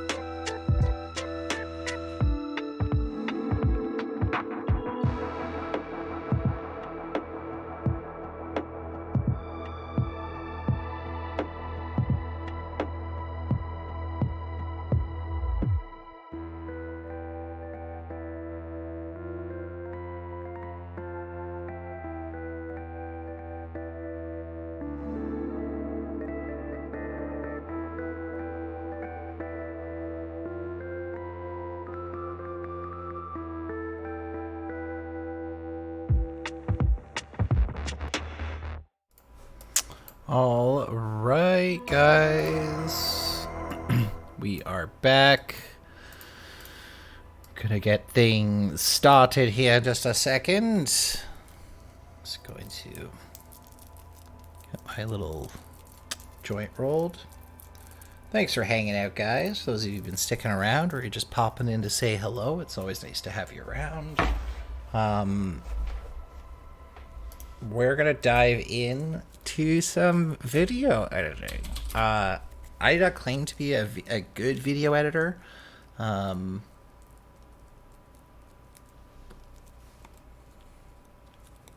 But I do enjoy it. So I've taken a bunch of footage that I grabbed from, where is it here?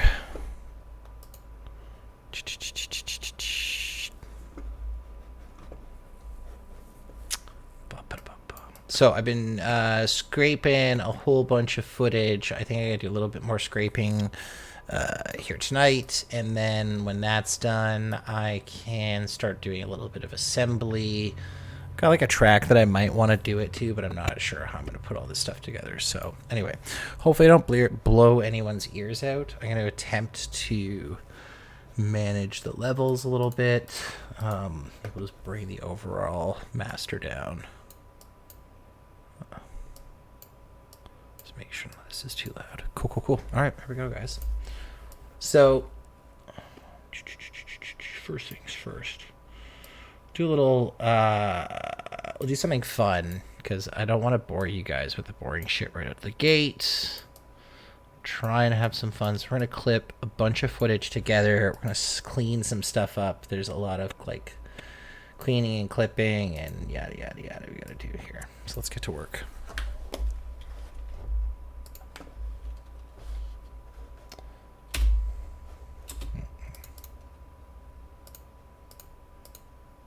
Yeah, we'll do assembly.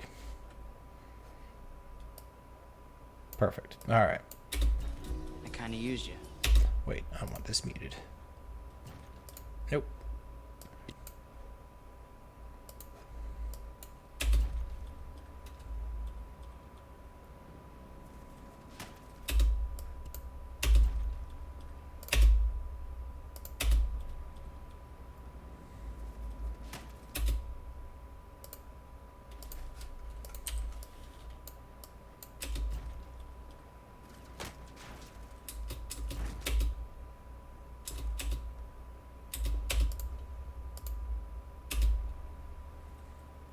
Oh, please tell me get another one here. That'd be so sick.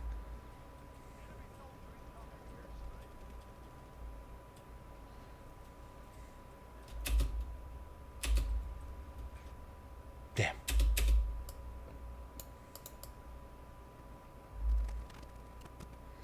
Okay, so there's going to be a bunch of helicopter kills that I want to kind of compile together, but I got to structure the stuff together. Oh, this is a great one.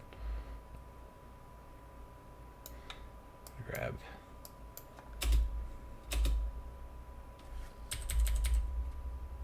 So I get a little bit of this motion. And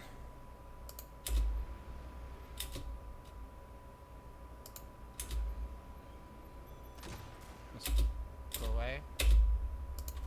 okay.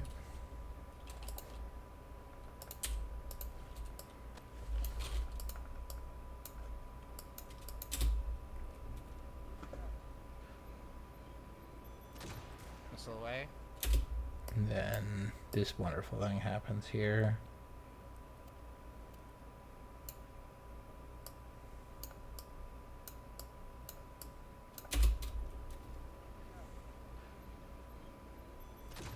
Missile away.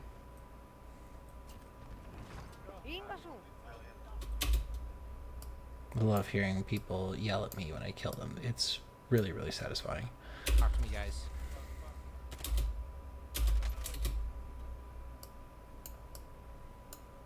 Up on the hill, up on the hill. Give me that advanced UAV if you got it. I think that's what I'm going to do. Actually, You know what? Let's just do this, guys. I'm gonna try and try and make this like slightly entertaining for you guys at least. I'm going to order the footage, not in any particular order, just put it all together in kind of like one string, and then we're gonna watch through all the plays real quick.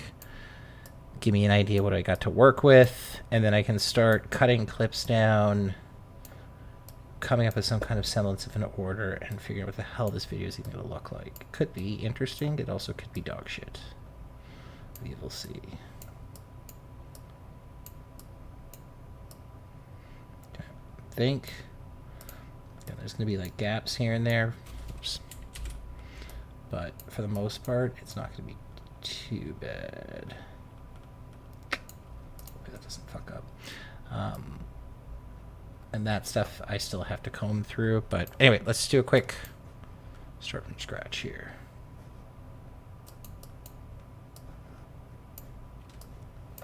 Here we go.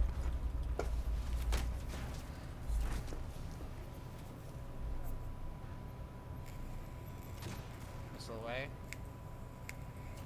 Oh my god, there's 15 minutes of footage here. Up on the hill, up on the hill. Give me that advanced UAV if you got it. Down one. Down two. Oh, I couldn't down the third one.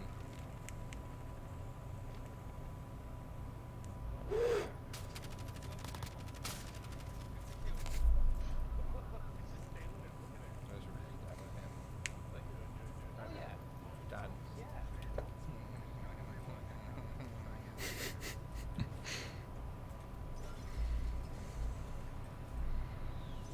Downed one.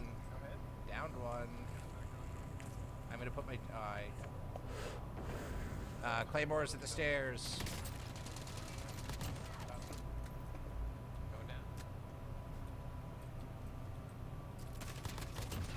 Idiot.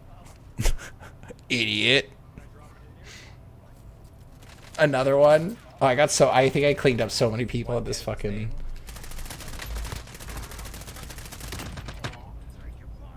I need AR. I'm completely out of AR. I got you. We got a cover. Don't worry about ammo. I got an SMG pointed at that ladder. Just don't stick your head out. Right here. One on green, one on green. Downed one. Kill confirm. Matt, get to us. There you go. Kill con. Run to us, Matt. The growl fucks. I gotta make a growl loadout. I keep forgetting. Down Like, one. another one, Eliminate. done. He fell off the side.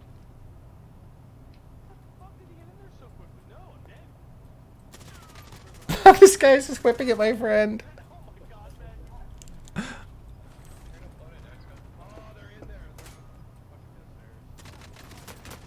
they're not. Is there just one? Oh, this is a good clip reel, guys. I'm kind of stoked about how this is going to turn out. Team wipe. Oh, this play, guys. Watch. This is huge. This play is so sick. Not to toot my own horn, but watch this. Down. Destroy vehicle.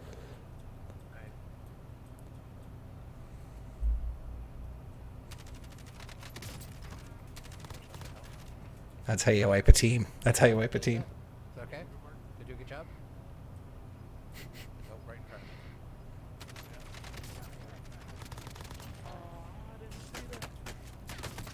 Oh, I'm. Oh, J MVP here. Watch this. Oh shit! Me too. Me too. Got some eliminations there and down a guy. Jay gets me at the last second here. Saves me. Oh, this is the most amazing save I've ever seen. That was incredible. Good job. Brings me. We smoke out. Oh, I'm down again. Gets Fuck, me. smoked them. Jay gets me again.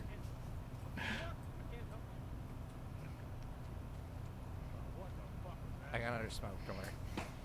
This is fucked. This is stresses me out so much. I think I go down one more time here. I'm pretty sure.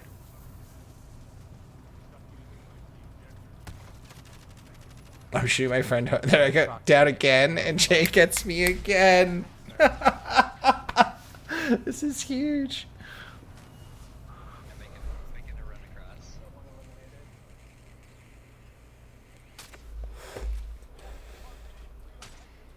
Oh, what a round this was. This was a fun round. Walk in the storm. Okay. This I'm gonna cut all this shit out, but like, oh, this is a great helicopter. Yep. There. Murdered a guy.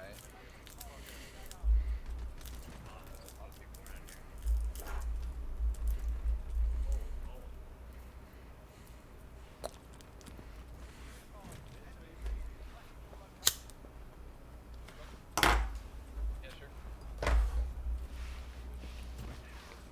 I'm sorry. I almost just wiped a squad. I almost just wiped a squad. This guy right jumpers near. Yeah. Or Rico.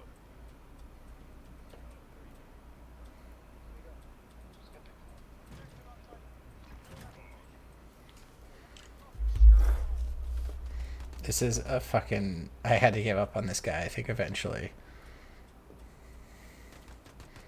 Oh, I got sick one too. I fucked up so bad here. I like shouldn't have got it. I should have just. Yeah.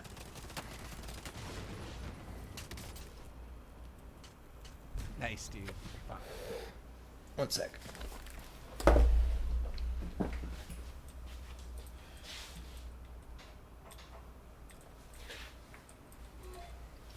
There is one more guy on the ground around orange, so I'm moving up to you, yeah. Oh, guys up across from us here. Roger. Two down. Moving up. Oh, I hit him in the head. Beautiful. He jumped.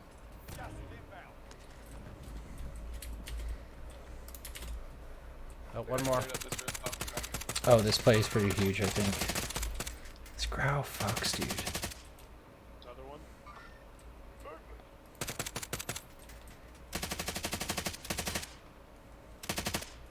I'm mounted up here. Watch out, I think there may be another sniper. Downed one. Reloading. One's down on that roof over there. His buddy's going for him. Oh, fuck. Damn. What, they're still there? Yeah, he's reviving his buddy right now. Alright. There he's up. Downed him again. Oh, he's coming back. Downed another one. Oh, this is tense. Almost downed him. Fuck. It's fucking This rebirths, Growl man. is sick. The Growl is back, baby.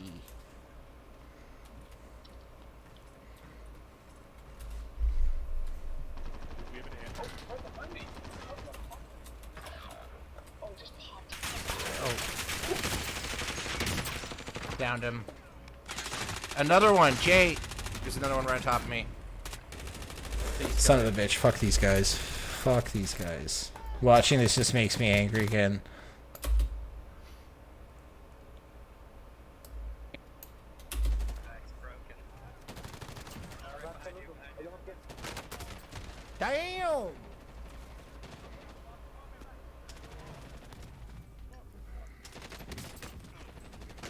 That was mayhem. This mode, man, this mode changes fucking everything. Yeah. It's actually not bad. It's actually not bad. Yeah, just get it.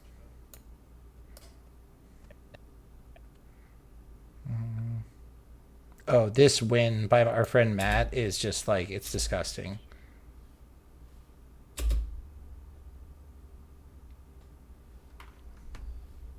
There's one team in the house and there's another team we don't know about. It really doesn't like. Let them fight it out, man. Hold on. It does not like. Let's see how long this takes.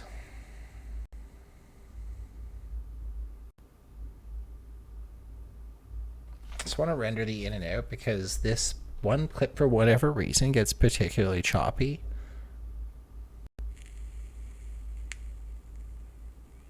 I'm not actually gonna make it sit through this. Never mind. But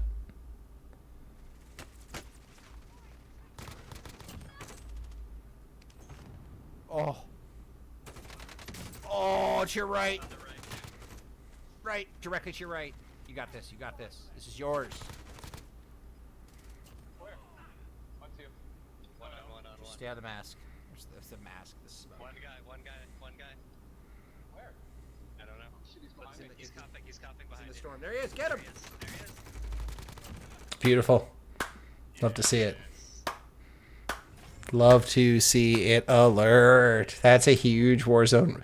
This guy fucks. Like, he just fucking cleans up so hard. I think, if I remember correctly, too, these guys were fairly respectful. Let's see if they paid respects or not.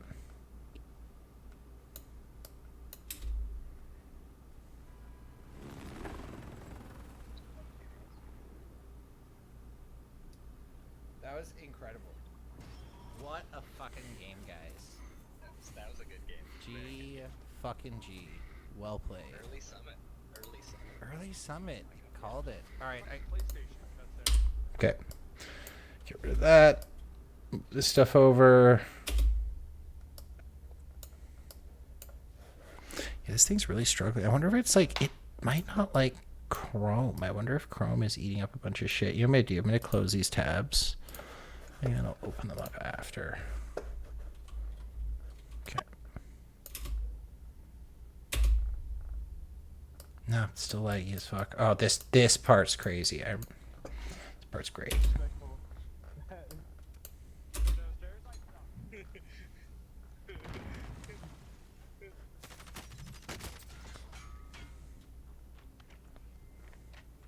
I'm watching stairs. I'm watching stairs. This is where our friend puts down an ammo box and then everything starts exploding. Watch this. Oh, that is disrespectful. That is disrespectful.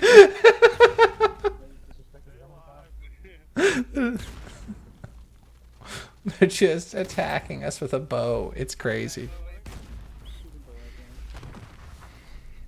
hear something about an armor box.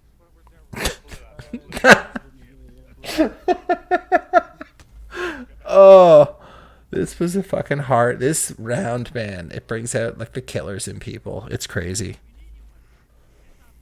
I'm gonna run in and get that sniper.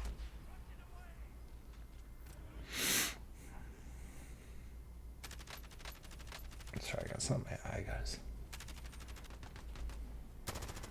Oh, I killed the guy and then I got stomped by a Behind you. helicopter on the train. There's a helicopter stomping people on the train.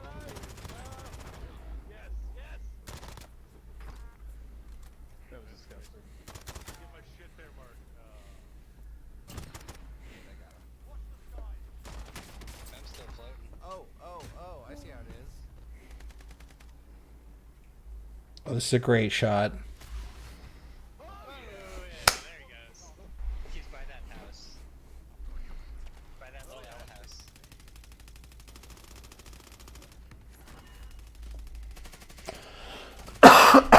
Excuse me, Down guys. one, broke another.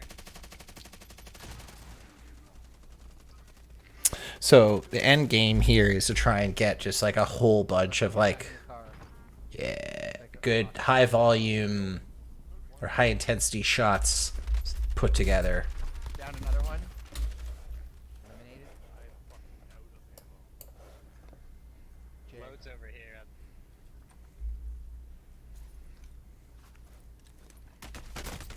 Fucking asshole. Oh, Mark. That's what professionals do. Loadout man. Two of them, Jay. Watch out. Oh, another J-bomb girdle play coming up here. Wow. For your life. Can't get my boy. Leave him to die. Leave him to die. Actually, get him. Now you can get him. He's here, he's here, he's here. Now you can't get him. For sure. Incredible. Oh, what the fuck? That fucking gun and its capacity. Watch your left. Yeah, don't let him fuck. Oh, this is a very sick play. This play is so good, guys. Oh, Beef Jet Ski is in the house. Welcome, Beef. Ow. Oh, That was like an insane carry. That was a truly, truly insane carry that just happened there. Found him. I think he's gonna hit the ground and just expire. But he didn't. Somehow that person did not die, which still blows my mind. It's not. Awesome. Right here. He's down one. He's dead. Oh, guy up here. Dead. Fucking just another. I'm dead. Well, respects for coming out, Beef. It's good to see you, man. You missed all the boring shit where I was just talking about a bunch of IT stuff, and now you're here for the more substantive.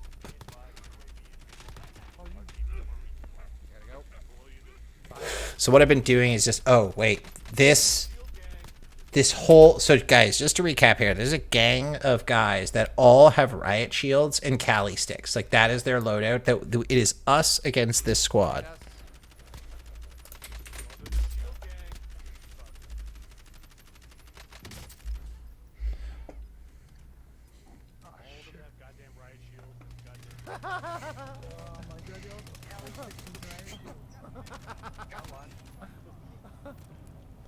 Oh, this is huge.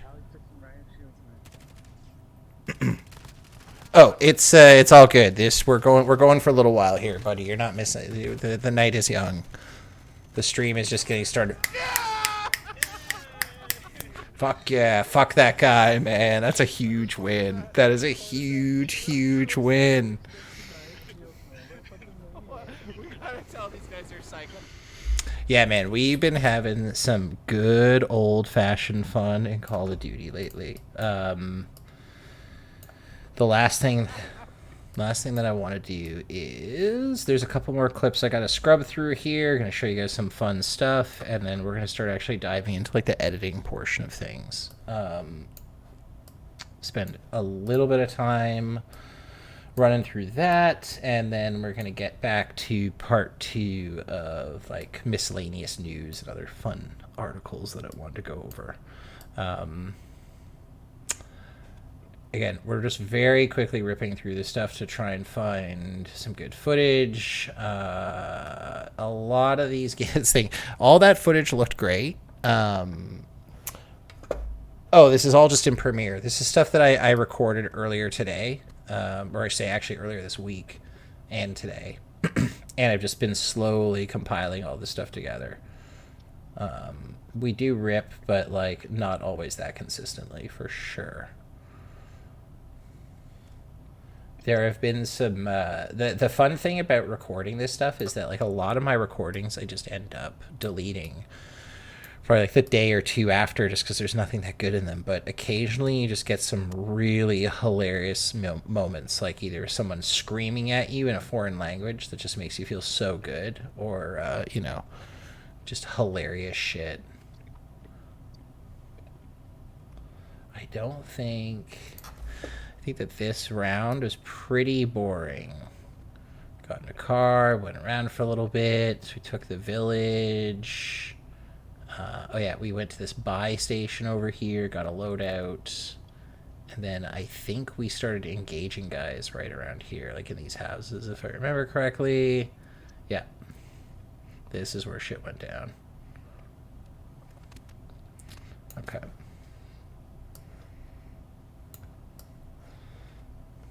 Oh yeah, this is a nice little chunk.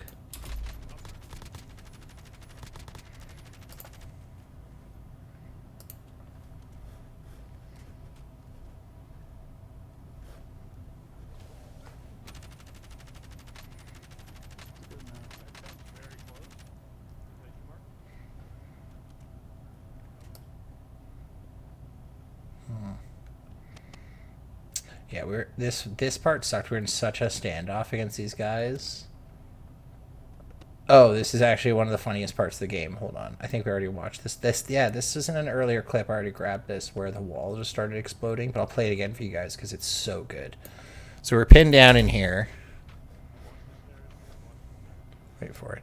The moment that you really want to watch for is where my buddy drops the armor box. That's put here. I'm just going to jack the volume up a little bit. Assembly.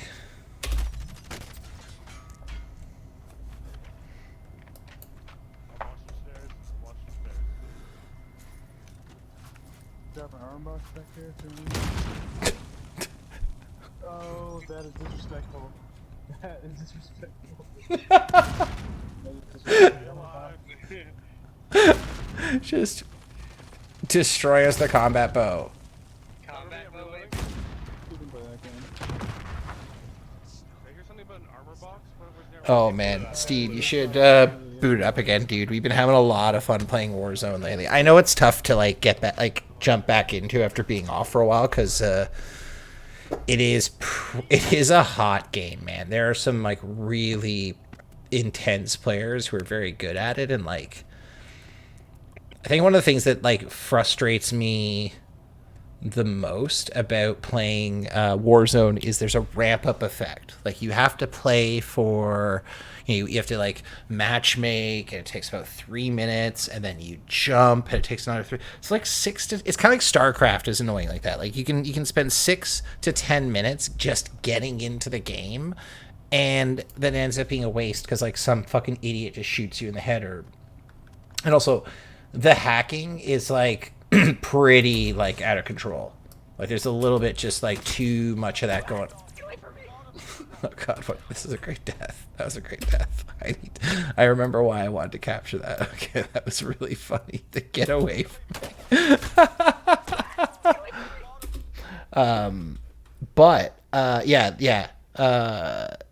So it's funny, Steve. There was a period of time before I had my PC and was playing Call of Duty on PC. We were all PS4 players, and we thought the cheating was a real problem. So we're like, hey guys, let's like turn off crossplay.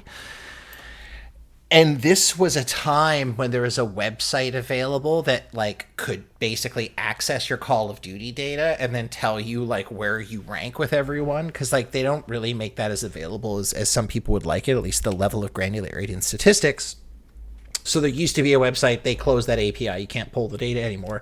But they had a website that showed you like the tier of match that you were making. So it's like that game you just played, that was you were like bronze, like you were playing with bronze level players.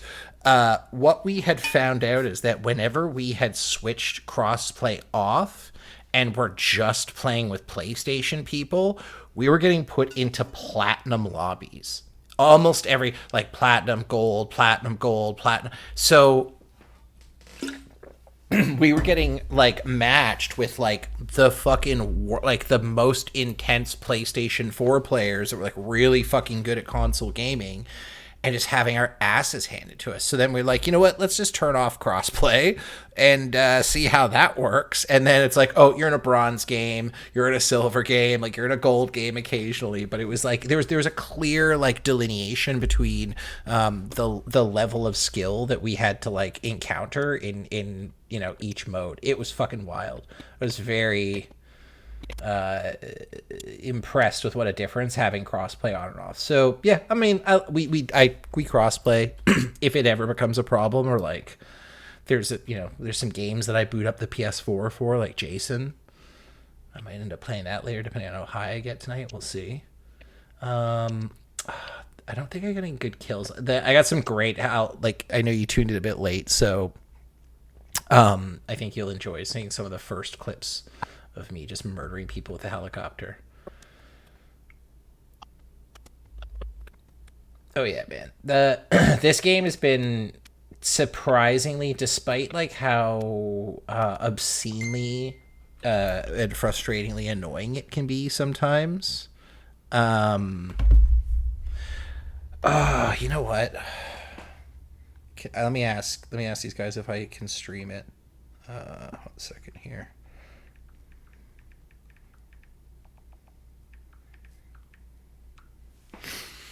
Let me see if I can get some live play going here. Unless one of my colleagues here might have just dropped out to take that spot. We'll see. Okay,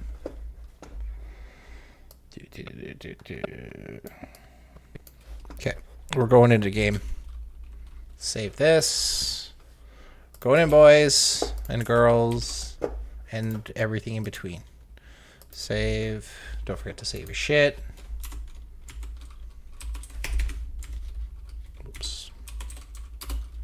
battle mat. Okay. You know what, Steve? You might have showed up at the right time. Ooh, update.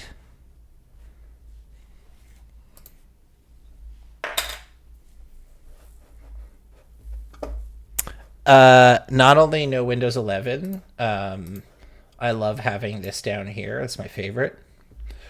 No, I'm not touching Windows 11 with a 10-foot cattle prod. I'm gonna hold out probably as long. Yeah, see, the that's Mr. Baumgartel, by the way, from the old days, the old good days.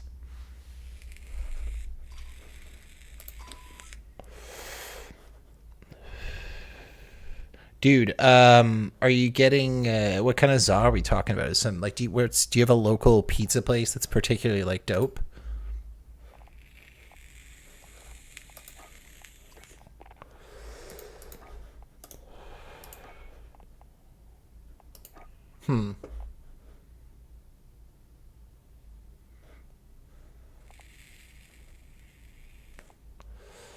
Shaders, eh? Oh, Walmart frozen pizza, dude. That's like not bad sometimes. Like sometimes, like having frozen pizza is like seriously the fucking move. I respect the hell out of that. Oh shit! I have a virtual machine running. No, I'm like, why is everything running so slowly all of a sudden? Like, why am I having performance issues? Like, oh, you're virtualizing Linux, dude. Like, okay.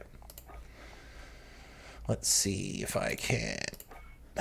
What's going on? This causing noticeable performance issues. What is going on with this installation of this pack? I don't know why the shaders are being recompiled. Oh, okay, it's at 82%. I'm almost done here.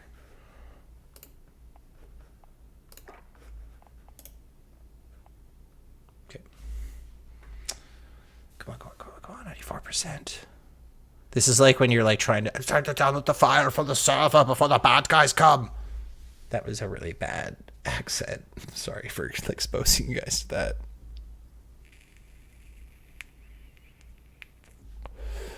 Okay. All right. Are you kidding me? 100%. There we go. There we go. All right, now I can join this game.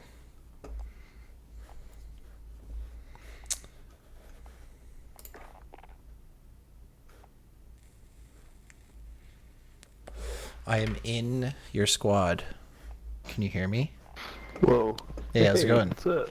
Chilling, my dude. Live on stream, hanging out, Nice. getting a good stream going tonight. Was doing a little bit of video. I was just talking about stuff, and then some cool folks have dropped by to say hey, and I was going to do a little bit of video editing. And while I was working on video editing, you said, hey, GG, gang, gang. And I figured I'd take you up on that. Nice. Yeah. All right, Wicked. Oh, I'm just laying on the floor getting my stretch on before the match. Who we play with? Greg and who else? Greg and Jay. Okay, perfect. Perfect. Ooh. Very sick. Yeah, I was telling the guys I was putting together a nice little compilation of fun little plays that speaking like Jay had a couple like absolutely incredible like runs in the game that I managed to get on tape. Oh yeah. Yeah. Nice. Yes, Jay. Jay, there is Jay's in chat. I'm talking to Jay in chat. Jay, there is another Jay. You know this Jay, and apparently you're a JB is the cool Jay, and the Jay Nathan's Jay is the Jay that is not designated as cool Jay. Lesser Jay. He's a lesser coolness. So, Jay's like, I'm okay with this. It's like fine. I mean, if you have to, all right, whatever. As long as there's appropriate designations to make sure that no one confuses these two products, then it's just parody. It's not straight up what's it called? Intellectual property theft. There we go. I gotta turn off the flux so I got a little bit better graphics. Wow, what a skin. That is incredible. How's it going, dude? I hope you're cool with me streaming tonight. I'm been doing it every Tuesday. I do these things called Tech Talks where I talk about science and technology on the internet. And I figured Nate's like, yo, you want to play some games? I'm like, fuck yeah. As long as I can keep the stream going. Sick, man. Yeah. All right, well, Yeah. as long as I can just swear my ass off. Oh, get high, you can be, let's yeah, do you it. can be absolutely, yeah. There's really no limit to the vulgarity, like, you know. Oof, that's Okay, dude. that's a heavy invitation. I recently picked up a dude's Grau out in the field, and oh my god, that gun like really fucks again. I'm like fixing my loadout right now and like getting back onto it, man.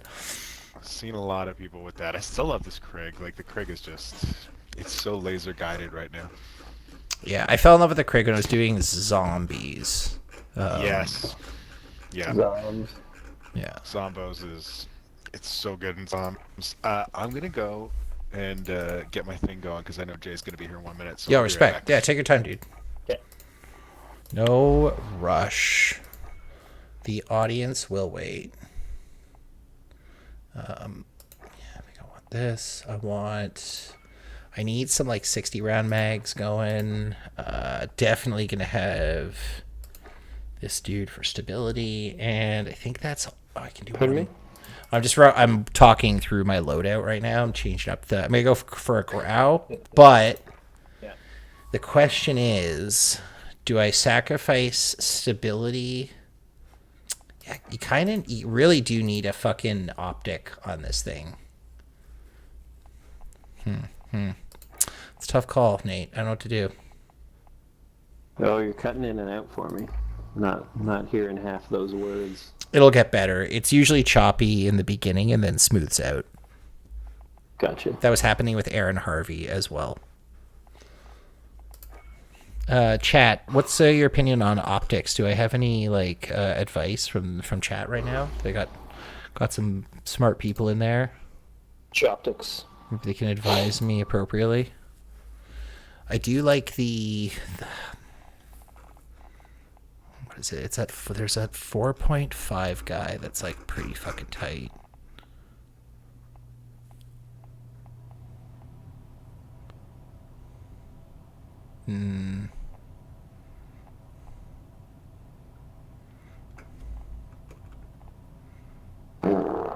Oops. I think this is the one. Shit, what do I take out? Let's take out the...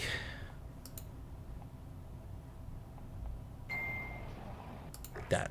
Okay, done. I don't know, man. I kind of like my assault rifle to be, like, versatile, right? Like, I do want it to be kind of both, if that makes sense. I want it to... I can shoot the kilo, like... 250, 300 meters and still hit shit. The one thing that pisses me off is you can't test the sight. Okay, you know what? I'm gonna go back and that's good. That's good. Let's save this. Joker. Okay, perfect. Let's go to my kilo. What do I have on here? Yeah, it's the VLK 3.0 optic. Okay. Okay, guys, we're good now. Definitely gonna say it's longer range. Might pick up an SMG later. Nate, how's your day been, dude? Just chilling.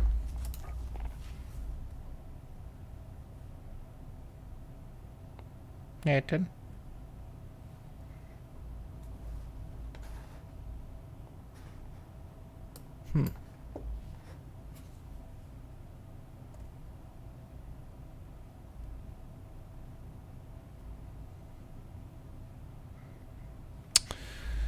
Alright, any... Oh, that's a good point, Jay.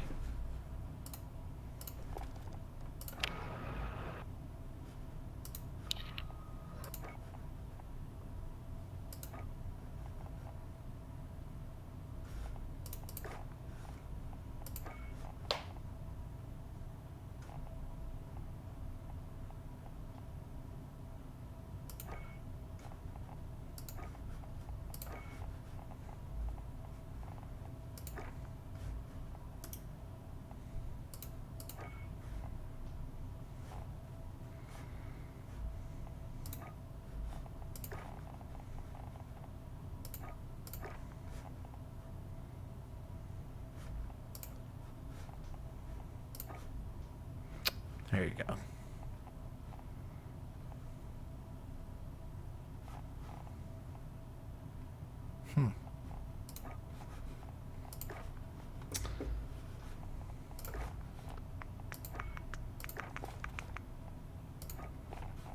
All right.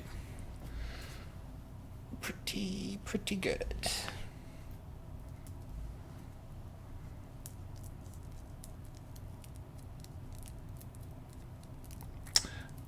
Yeah, Jay, the voice chat in this sucks for sure. Particularly for crossplay, I find is the main problem because it's using like mid servers to do all the VoIP translation. Right, Nate?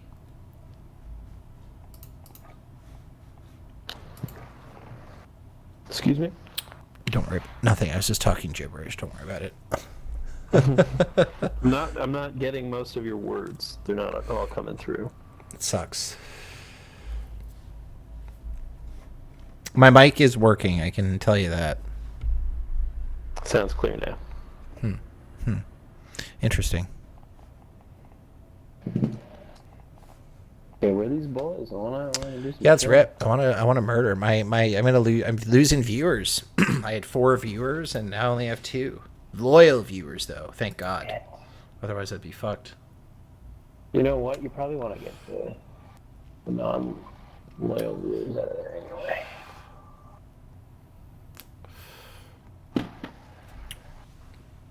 Yes. The boy is back in town. Yeah, man, I'm ready to party. Getting no sound. Jay says he's doing a hard reset. Sometimes you gotta. Sometimes just you gotta do it. Just gotta go hard. Excuse me. Ooh.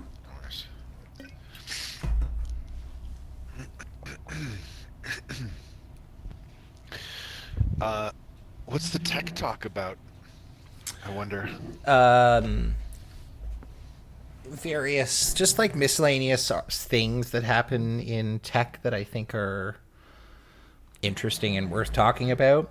And then like trying to like, where possible, do like functional demonstration of how things work to try and make it a little bit more, sensible to your layman. Have you been? I believe that. He didn't use the word Luddite, and I know he wanted to. But I wanted to say that I have been fascinated by this time crystal story. Have you been following this at all? I have heard of it. Let me bring myself up to speed because now you're talking my fucking language. Yeah, I think it's Google, right? Google's got it, Colin. Those are low energy states when the particles are in repetitive motion because It's the quantum computing thing. Oh, okay, interesting. Okay, fascinating. Mm-hmm. Yeah, that one piqued my interest for sure. Still don't know much about it at all, but I'm like, this sounds fascinating.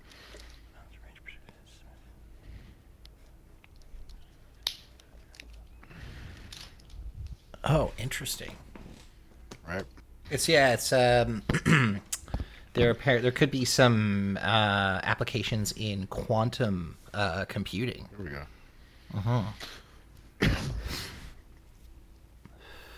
Yeah. So they're not. I just kind of glanced at the article, but yeah, it's not even like they're not seems like it can be. Yeah, they're not like physical crystals in like the traditional sense. So it's like more like the concept of crystallized time, which is like kind of hard to wrap your head around. I can imagine. Fuck.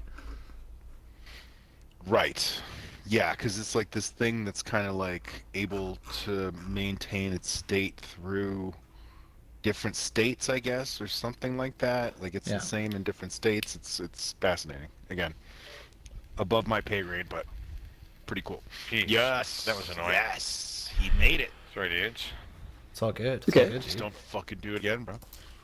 I don't let that I'm happen. streaming, man. Yeah, I hope it's all good. I got a little stream going tonight, so we're doing it for the fans. Oh. Got it. Wait, are you connected to that right now? Yeah. Yeah, if you want to screen snipe me, audio. you can.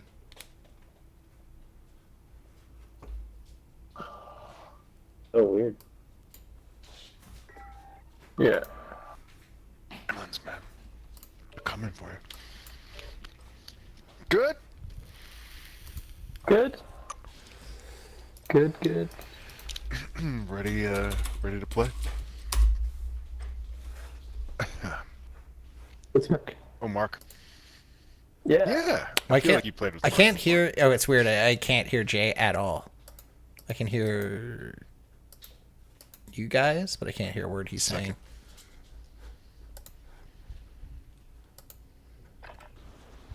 Holding for deployment. Now's a good time to warm up. We are establishing a connection here. There we go. I think we're connected. I think the connection Yes. has established, has solidified. Greeting.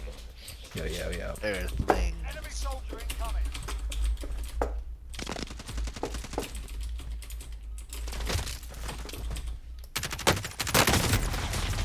Oh no, I chose the wrong loadout. What are you gonna do? That's gonna get you every time. Killed me instantly.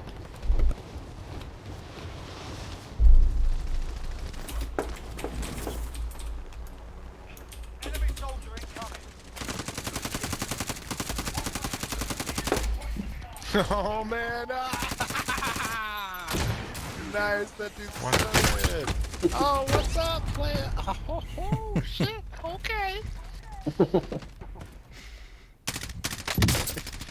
going on over there? Chaos. I thought I was using a different gun than I had the Krig on. I thought I had the C58 on. Warm up start. So now I'm like, well, shit.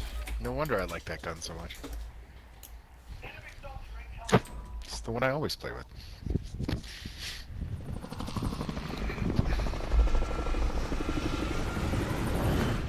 And the temperature outside is so nice right now. Oh, Shut the door. is it? No, For the first time in a while. I was just thinking about that. Thank you for reminding me. I'm turning the fan down in this room. Yes, yes. Same. Yeah, it's definitely window Let's open warm up. there for sure. Fucking freezing out. Here we go, gents. What do you want to do? Gas is So closing. just you get moving, bro. Well, Okay, I that got lumber going. yes, yes. The. The Da. the Durr.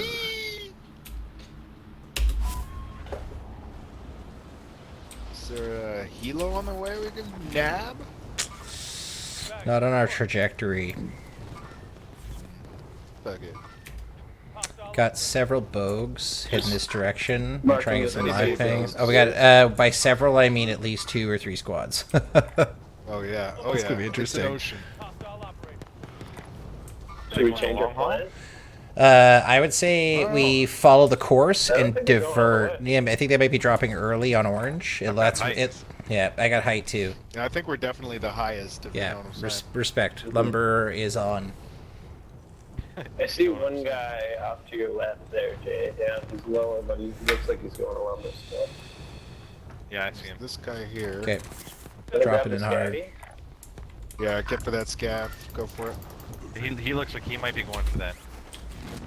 I'm gonna land on this Yeah, roof over you on got orange. bogey on you. No, he just flew over you. Identified. Marking location now.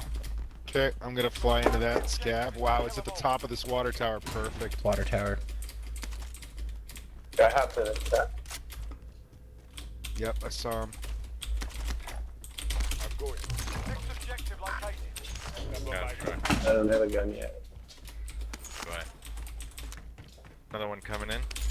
Heading your way. I'm coming your way. Damn. Still only at the Fire on him. Where is he? Oh, it's You in okay. this house? Oh shit.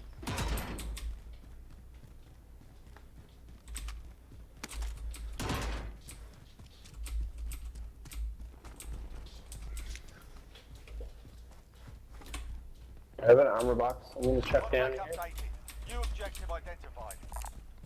Body armor here. Please, everyone, feel free to use it. Thank you.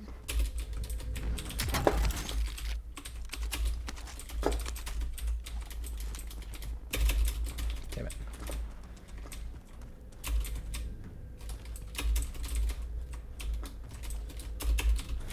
These windows, man. I'm on the scan. Roger.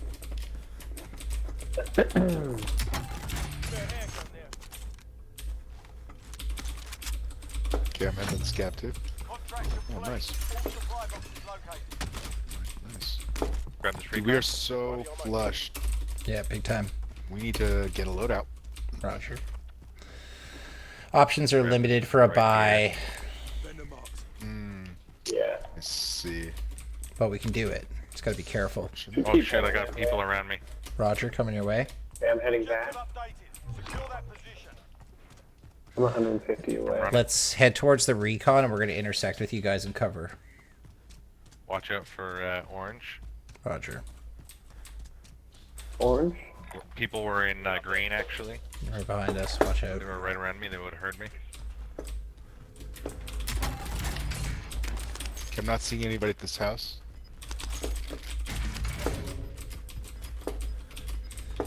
The Nothing current. chasing you. I can see you. There's a I got a self revive up for grabs up here. Oh, nice. The amount of money I have is slightly obscene. I've Yeah. achieved level of bourgeoisie that I'm not comfortable with.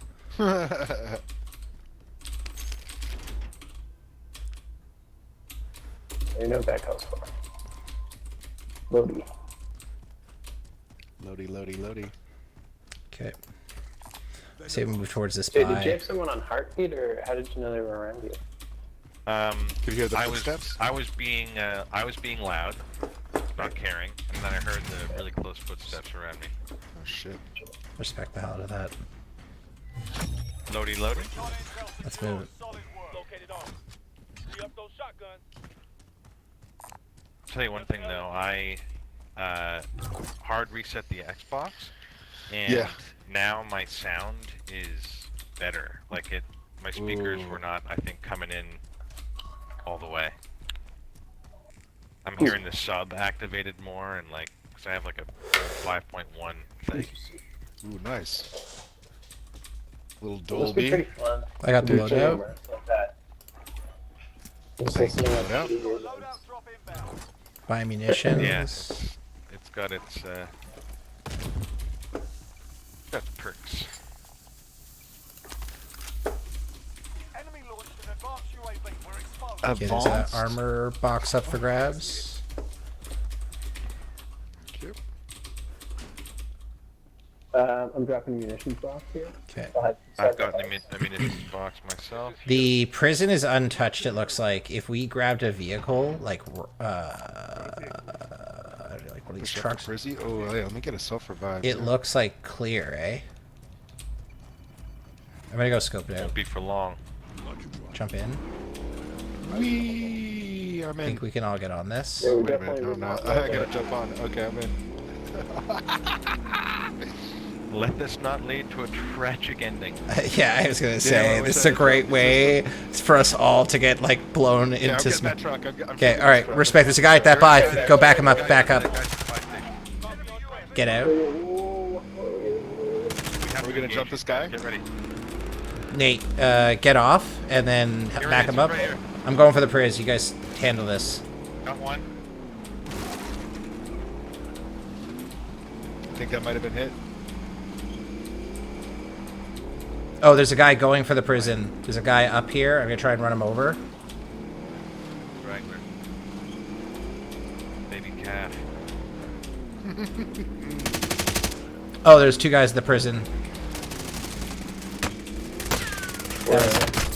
Oh, I got greedy. I got greedy.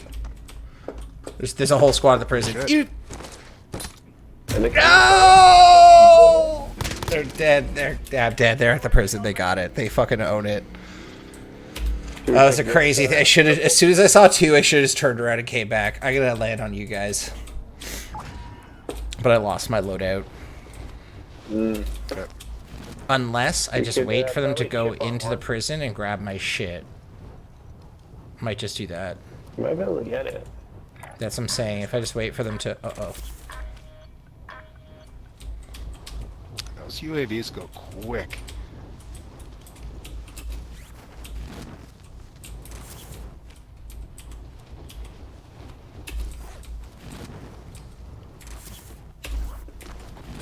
This Craig 9 saved me back there. The very solid build. Okay. Is that the gun with no recoil? The Craig? Yeah, the one we built yesterday. Oh yeah. Okay, I got my shit back, for the most part, and... Oh, sick. I can go back there and get my ghost. Anybody Sitting pretty good in the circle. Yeah, I'd say we don't even have to move up. Oh, there's a loadout. Nice. Yeah, I'm gonna move on that. Free loadout. Yeah. I'll take that. I'm going to check it out. Can someone drop some cash at the loadout just so I have enough for a buyback? Oh, I need... there's dudes here. Yeah. Yeah, roger, roger, roger, on it. Holy shit. I got Dan. He's right behind the loadout. I'm suppressing them. I'm keeping them suppressed. On the right. I got them on the right. You finish me off here, Mark? Where are you? Talk to me. I don't see them. They're gone.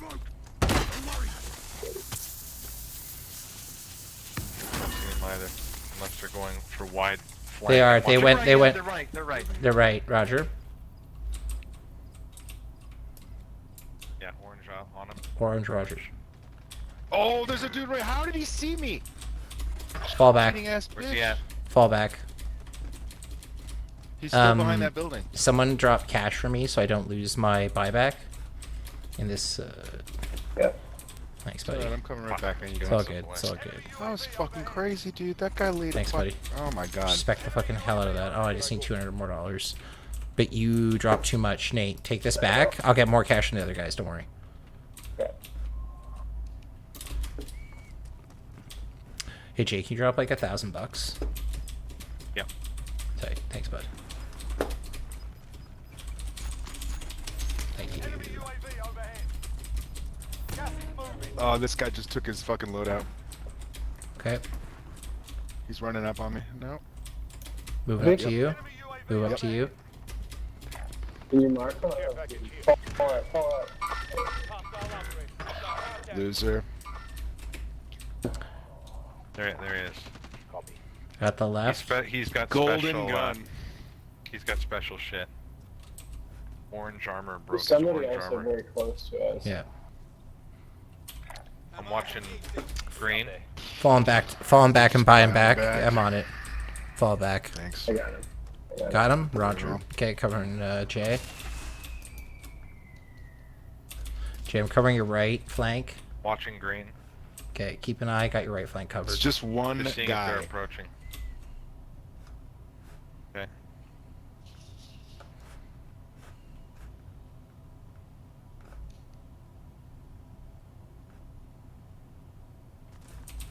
Oh yeah, of course.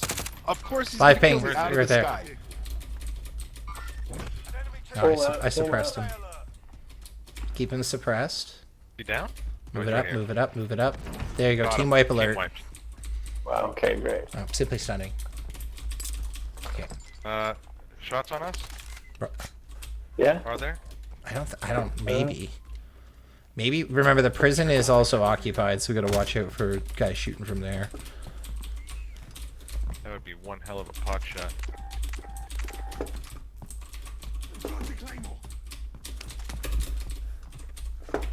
Ammo here. Okay.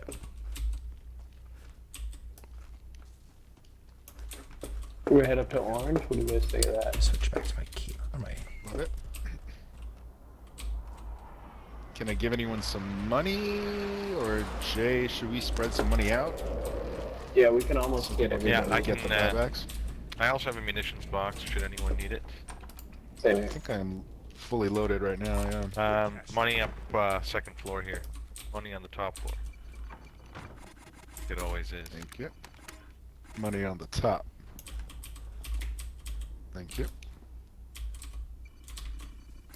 Oops, sorry. False line. Whoa. Have eyes on it. It's mine.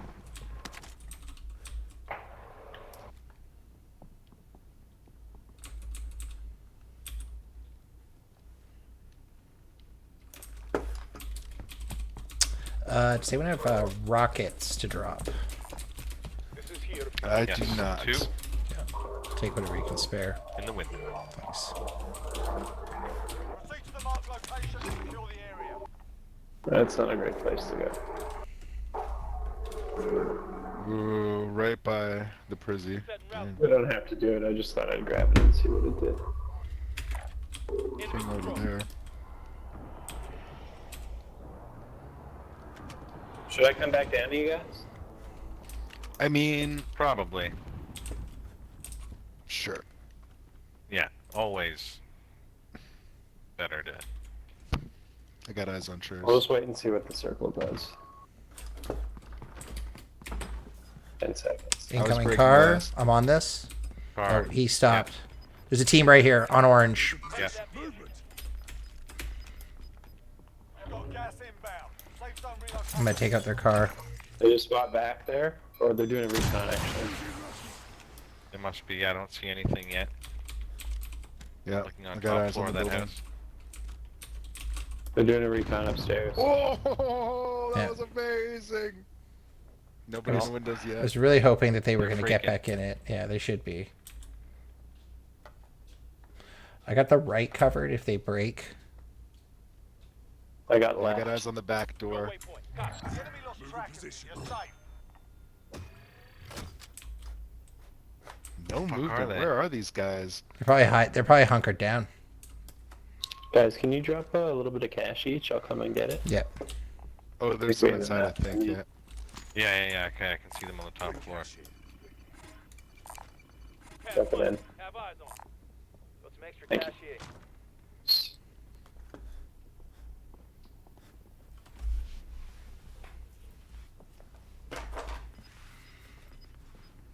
Okay, thanks. Oh shit. Oh yeah. I Oh see yeah, him he's in the looking window, I at the think. window. Watch out.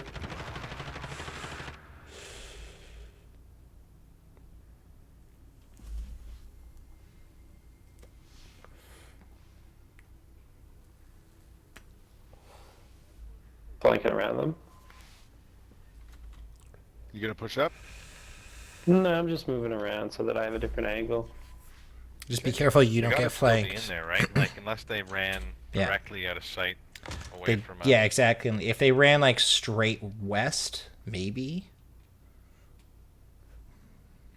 Yeah, but if they Then they'd if be they going into the come out open. south, they come out south now. I have a look I at think them. they're. Oh, I think see, they're. he's sticking his head Yeah, out. no, they're gonna stay put. He's Oh, yeah, shooting there's at still. me. I see him. I see him. He's in there. There he goes. There he goes. I tagged him. Where you go? Orange. Ran around the He house. went around behind the house again.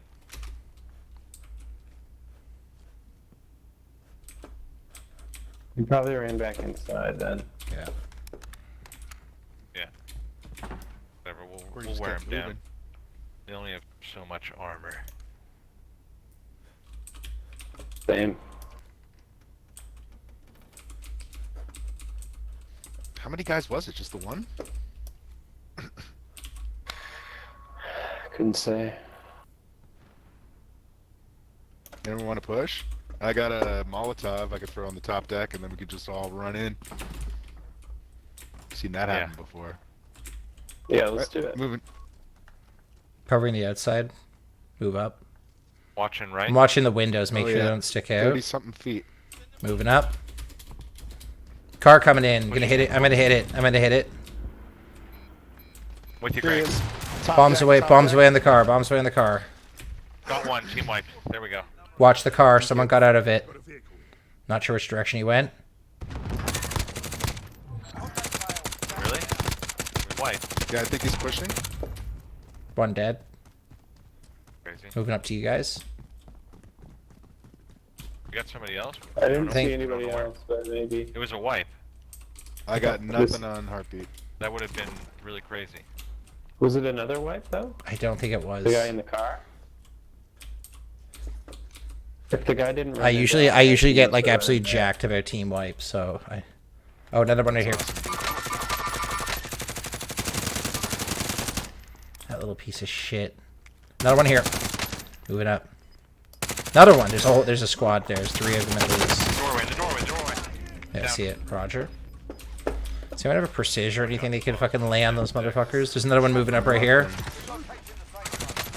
I downed the guy with the rocket. Got one downed. There's another guy behind him.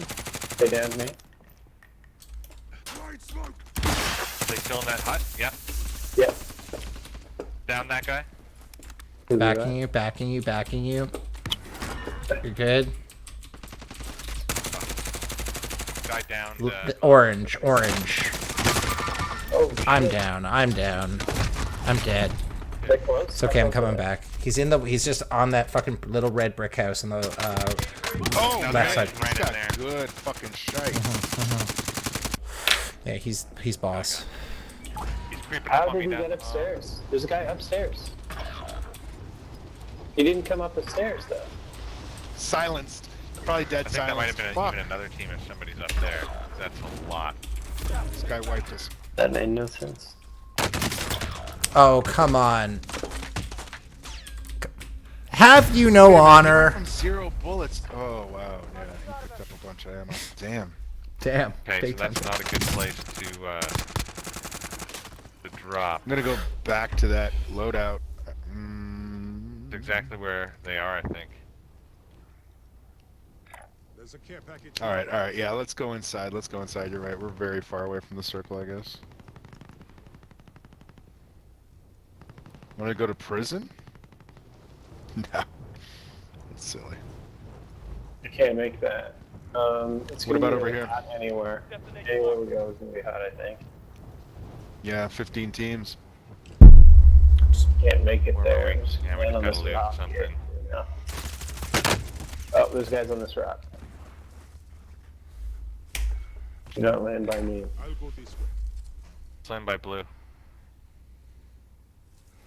Oh, you're already down there. Yeah, trying to make it It's to okay. blue, I guess. Do your thing. Yeah. I'm escaping it. Oh, another guy coming in there, Greg, right above. Just tagged him. I'm being shot from the gas station. I'm dead. Coming in on you. Nice job. You didn't even need any of my help. I flew in through the window to see that. Other guy. I didn't need any of your help. Oh, yeah, buddy. What a team. What a team. This child was yelling that he died. Whew.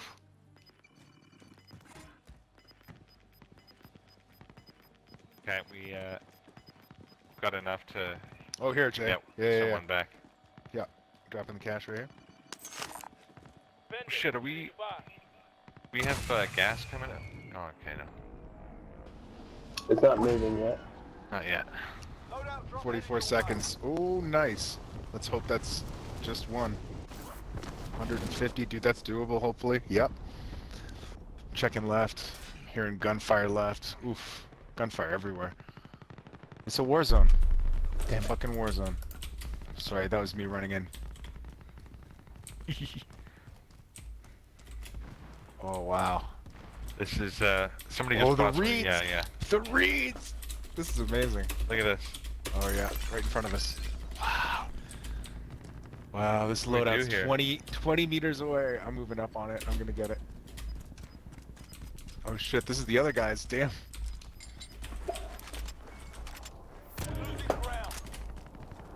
Okay, we gotta be freaking... Oh my god. Fall back, yeah.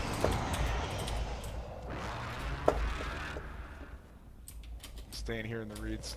We gotta... Oh, God. Guy's right up... Oh, somebody's right here. There's a king. There's a king. Behind us and to the left, yeah.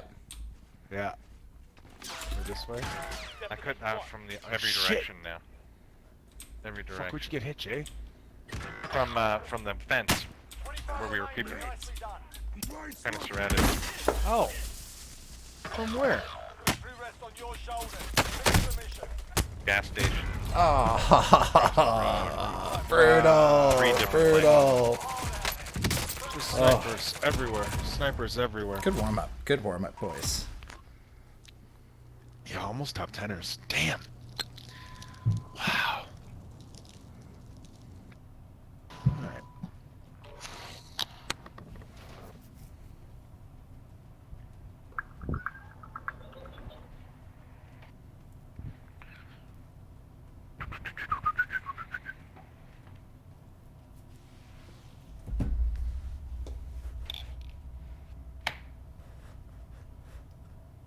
Brutal when you think you found good cover and you watch that kill cam and you're like, oh no.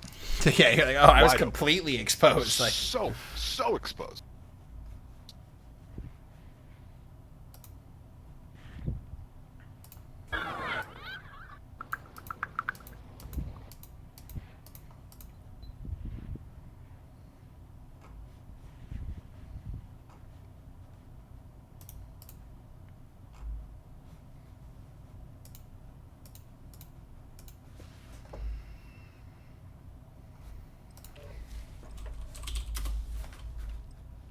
It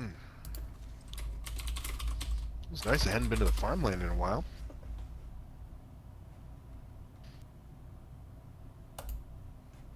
oh, Time crystals. Go back to the Craig. Yeah, this Lex Friedman talks to this guy called Frank Wilczek, and I did a tech talk where I covered this episode. That's where I remember it from.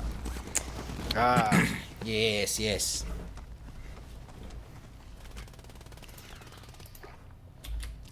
is good. What are You they? step on a These fucking things cliff. it's a very beautiful idea when we start to treat space and time. In space? Crystals. Okay, so crystals are orderly arrangements of atoms in space. And many materials, if you cool them down gently, will form crystals. And so we say that that's a state of matter that forms spontaneously. And an important feature of that state of matter is that the end result, the crystal, has less symmetry than the equations that give rise to it. Really, now is the perfect time to go The to prison. equations. Oh, I'm down. I love this. Wow, and like, there's a lot of contracts though, so I think it's gonna be a fun hot drop. I could take green. I don't mind that. Let's do it. We're doing it? We're doing Oh, Prizzies? Okay. let's do it. Let's do it. I'm down.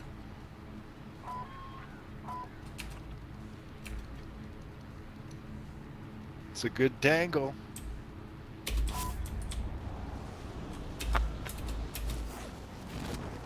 Oh, somebody got me. No, Got me no. real good. Such disrespect. Oh man, somebody's lining chairs up now too. They got me really And good. there's some hacking going on, Really guys. I was considering getting somebody myself, but nah, I thought it'd be cool about it. Whoa, I'm almost they're dead. shooting This guy's up at almost killed me chairs. 3 times. Wow, dude.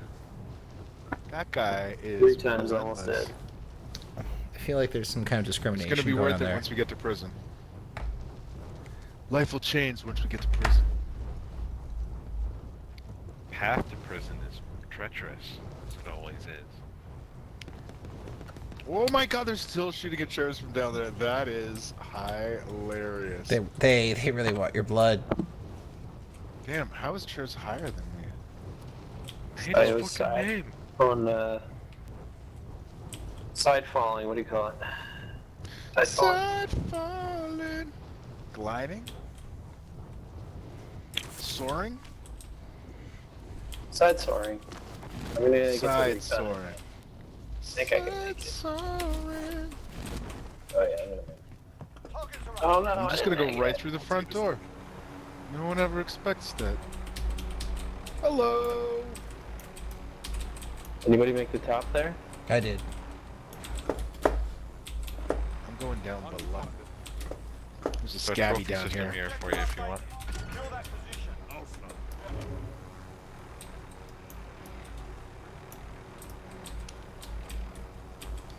Okay, Oh, I get got a the nice recon. I'll munition have that box. in a minute.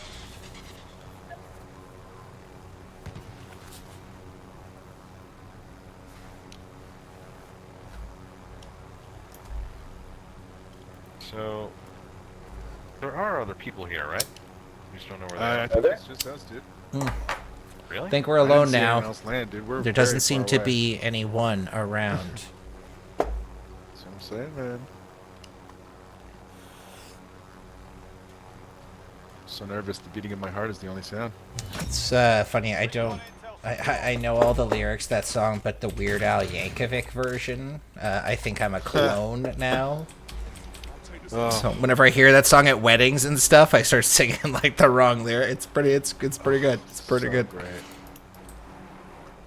Move to the next area. I thought they used it brilliantly in the 10 Cloverfield Lane trailer.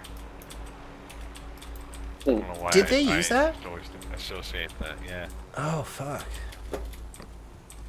I got another recon here if you do that one quick. Got this. Standing right On on it. it. Roger. You could reach out and just touch it. Oh wow. Okay, gas is coming soon. We gotta Boogie woogie.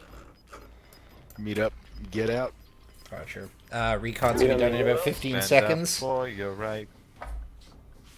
Get up, stand up. Meet up, get out. 3 seconds. I am 30 meters from the secure. Primary Wink. objective accomplished. Recon intel Here. secured. Move to the next area. Let's roll on that That's one recon right real on it. quick. Yeah. Yeah.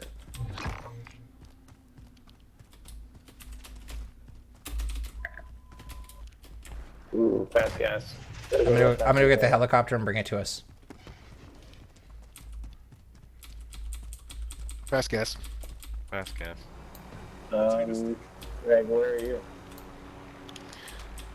Just getting this last thing of cash, and I am over by the buy station out by the front.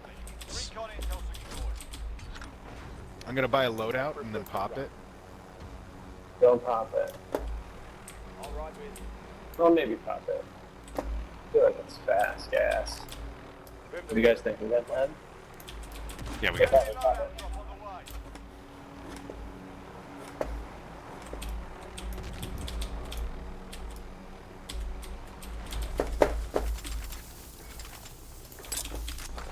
Lurve it.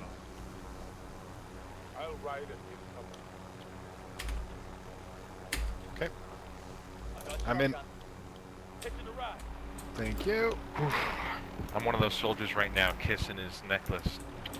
Made it out. On. Jesus. Yeah. Stay alive. Whoa, damn, look at this. That's so wild. We could just head to the salt mine right now, do a recon.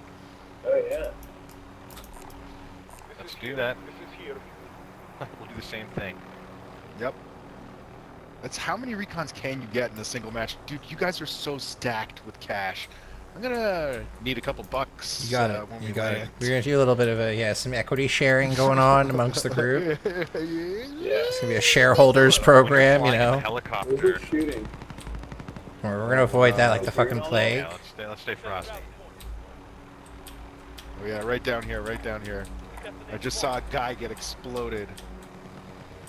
Don't be afraid to seat switch if you get to start taking shots. Right?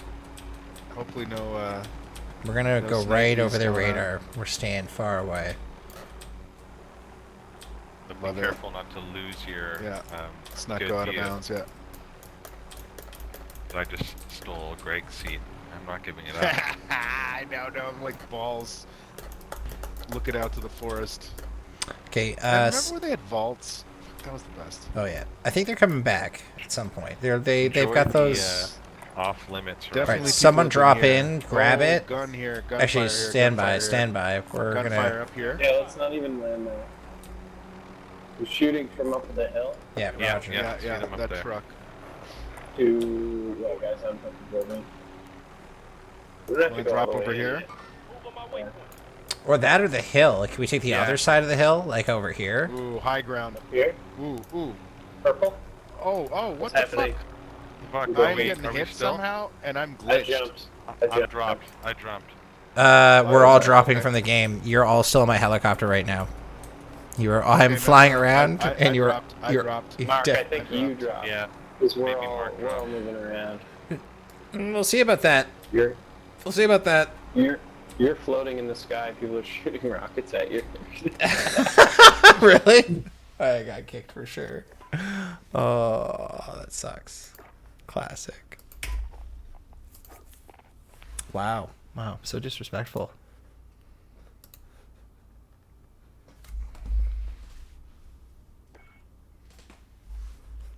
Wow, forces me to quit the desktop.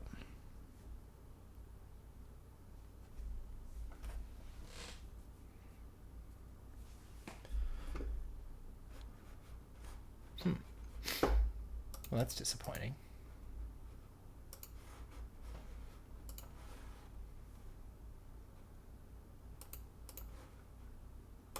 Basic equations of physics are the same if you move a little bit. So you can move, they're homogeneous, but crystals aren't. The atoms are in particular place, so they have less symmetry. And time crystals are the same thing in time. Basically, but of course it's not. So it's not positions of atoms, but it's orderly behavior that certain states of matter will arrange themselves into spontaneously if you do them, if you treat them gently and let them do what they want to do. But repeat in that same way indefinitely. That's the crystalline form. You can also have time liquids, or you can have all kinds of other states of matter. You can also have space-time crystals where the pattern only repeats if with each step of time you also move at a certain direction in space. I think. So yeah. But it's basically it's states of matter that that display structure in time spontaneously. So here's the difference. When it happens in time, it sure looks a lot like it's motion, and if it repeats indefinitely, it sure looks a lot like perpetual motion. Yeah. Like looks like free lunch. And Well, I was told that there's no such thing as free lunch. Does this violate laws of thermodynamics? no, but it requires a critical examination of the laws of thermodynamics.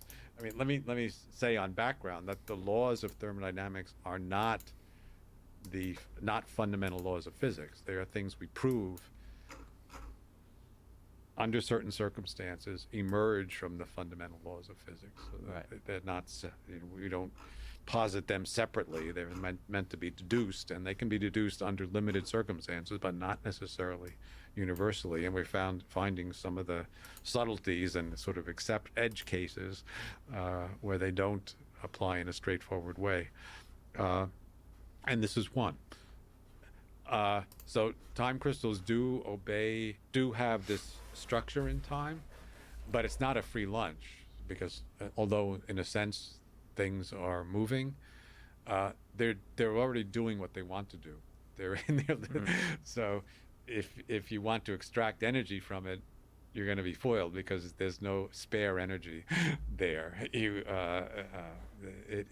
So you can add energy to it and kind of disturb it, but you can't extract energy from this motion because it wants to do. That's the lowest energy configuration that there is. So you can't get further energy out of it. So in theory, I guess perpetual motion, you would be able to extract energy from it. Yes. If such a thing was to be created, you can then milk it for energy. Well, what's usually meant in the literature of perpetual motion is a kind of macroscopic motion that you could extract energy from, and somehow it would crank back up. Right. That's not the case here. If you want to extract energy, this motion is not something you can extract energy from. If you intervene in the behavior, you can change it, but only by injecting energy, not by taking away energy.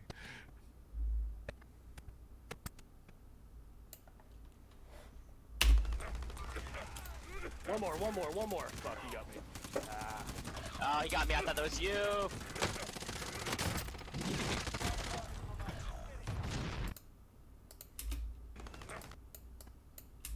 Boys, well played.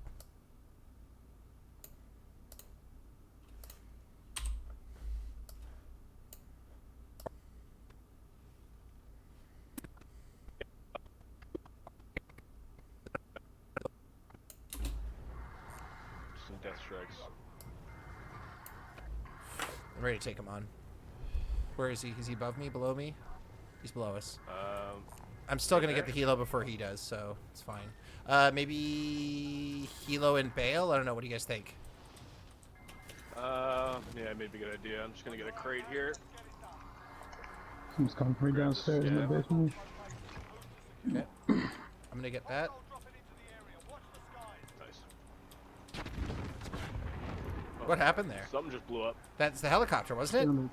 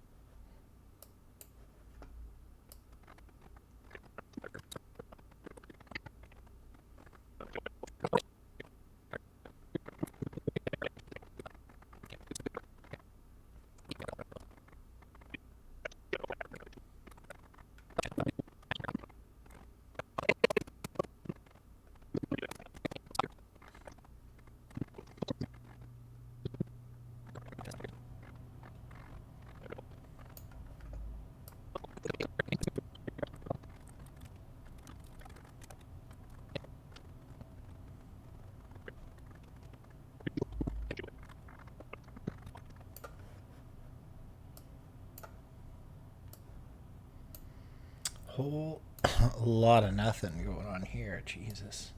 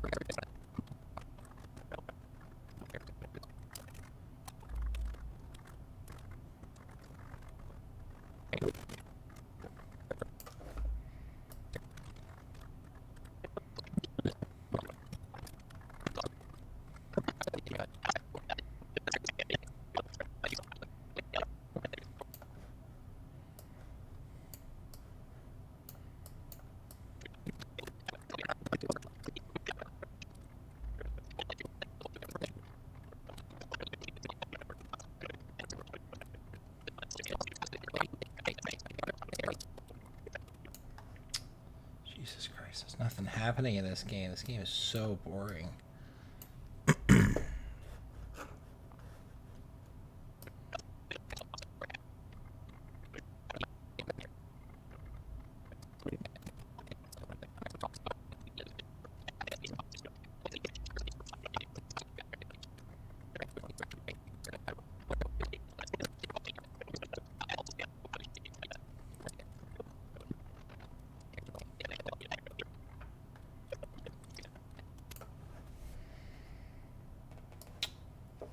Might be one of the most boring games I've ever watched myself play.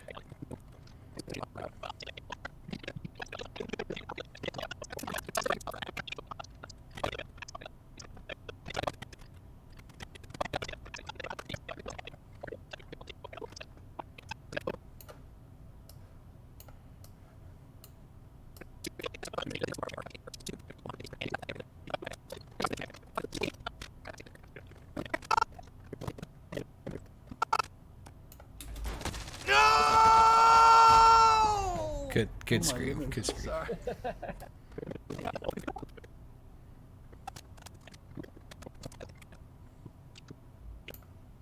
try. All those footsteps. Yeah, you good. It's hard being.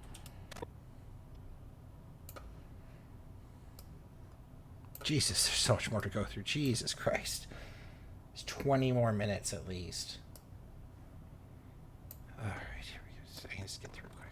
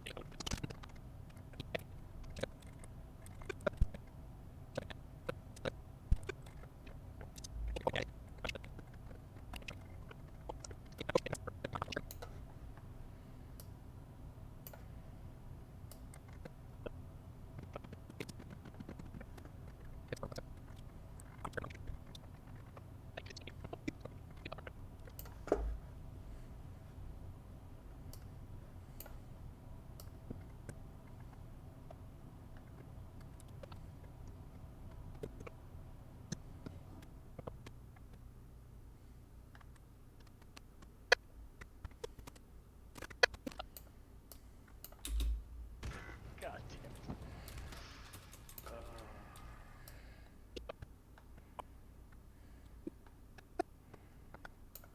It's crazy to see how close we've been. A lot of people left the fifth circle. 37.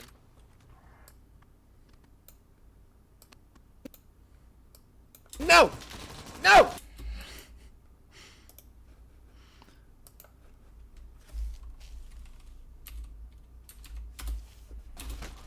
No! No! No! All right. No! That's a great way to end it. Okay, cool. All right, let's see what we got here. Now we got to get in the meat of the work. What time is it? 11? I got a little bit longer.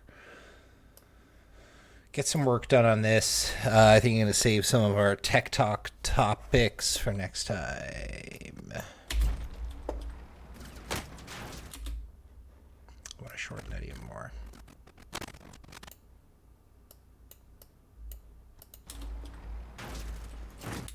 No.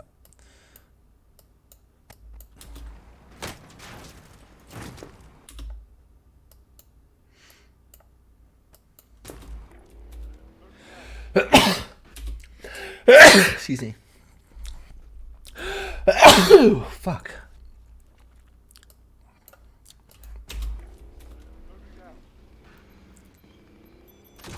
Missile away.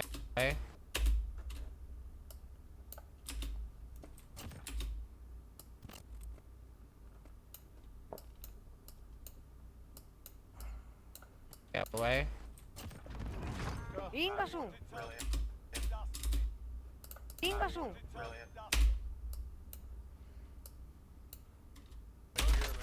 Up on the hill, up on the hill. Give me that advanced UAV if you got it.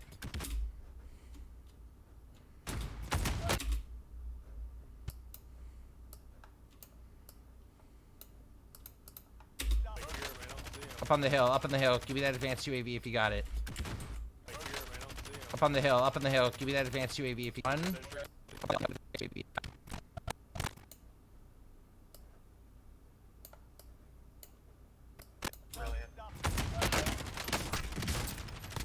Down one. Down two. Oh, I couldn't down the third one.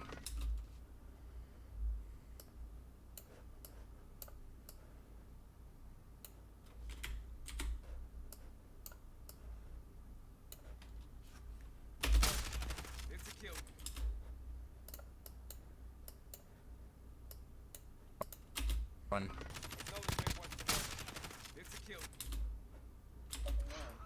He's just standing there looking at him. I was really done with him.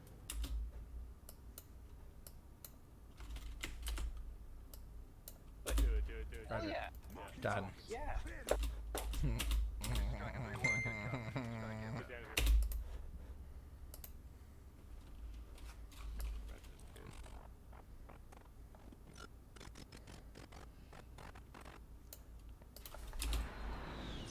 Downed one.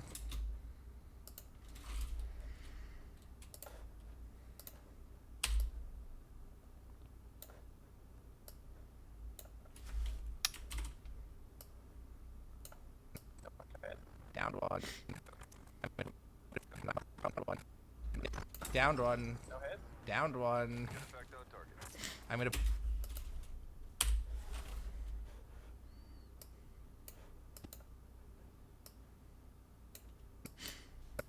Downed one. Claymore's at the stair.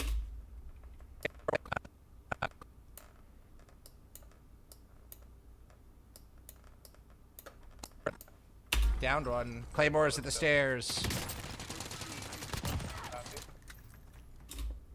Going down. Claymore's at the stairs. Downed one. Claymore's at the stairs.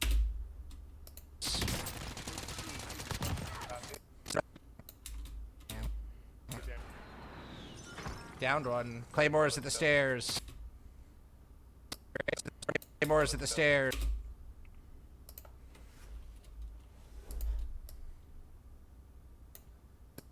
Claymore's at the stairs.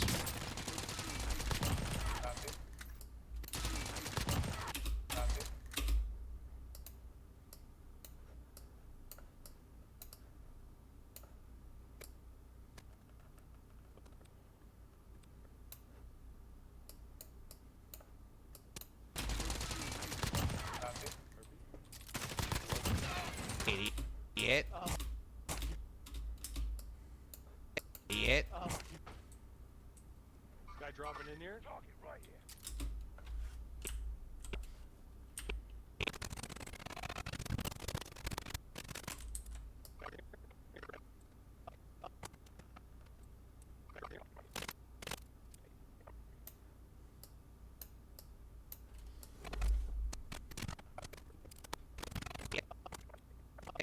Idiot.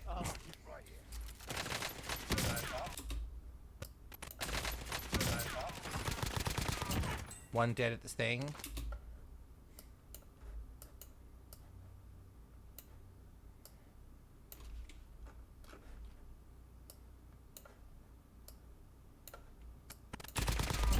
One dead at this thing.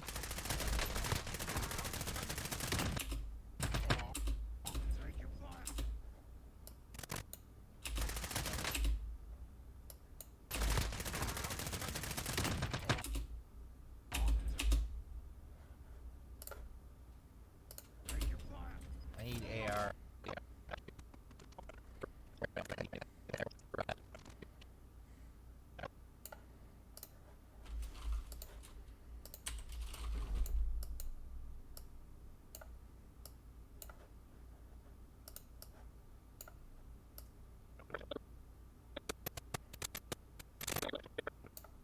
Right here.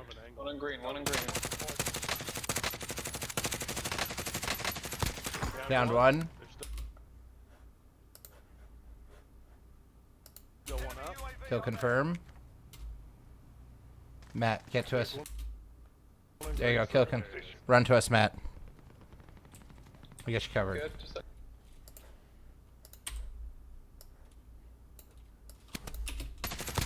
Downed one. Downed one. Eliminate, he fell off the side. Downed one.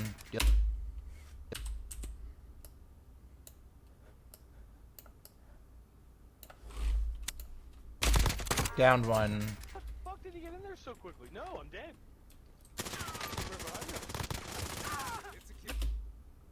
Oh my god, Matt, you... Matt, oh my god, Matt, you...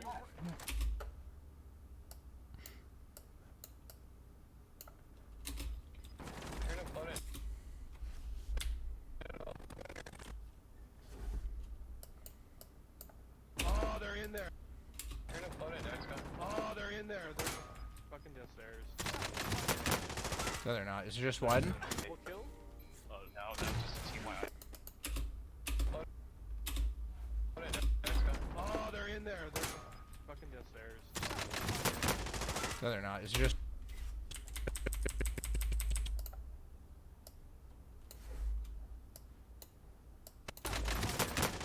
No, they're not. No, they're not.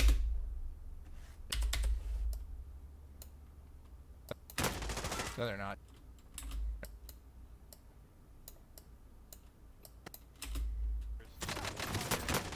No, they're not. Full kill? Oh, no, that's...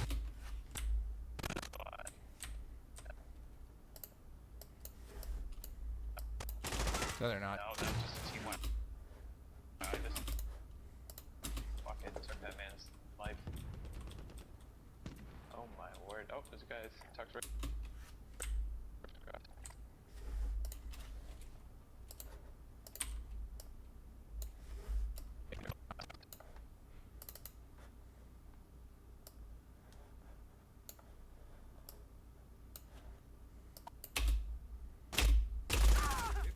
Oh my god, man. They're gonna float it, next Oh, they're in there. They're fucking downstairs. No, they're not. No, that's just team wide. I just tucked right in there. Getting big one. Team wipe. Okay. Team wide. I just tucked right in there. Getting big one.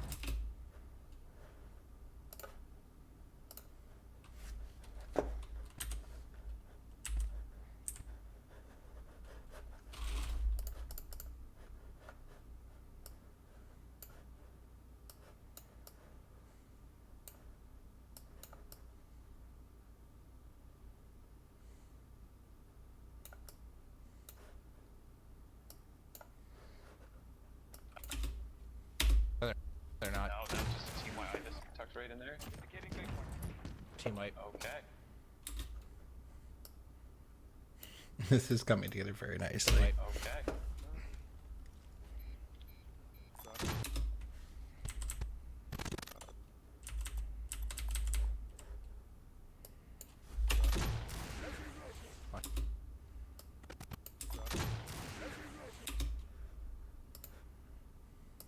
Watch this. Watch this.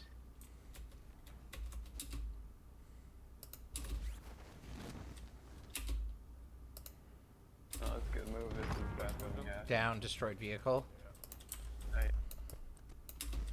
Oh, that's a good move. This is bad moving, yeah. Down. Destroyed vehicle. Nice.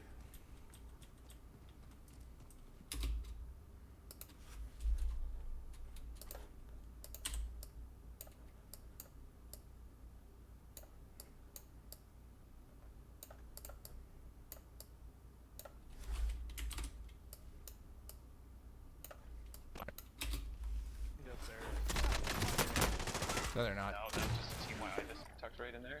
Getting big one. Team wipe. Okay. Oh, that's a good move. This is bad moving, yeah. Down. Destroyed vehicle.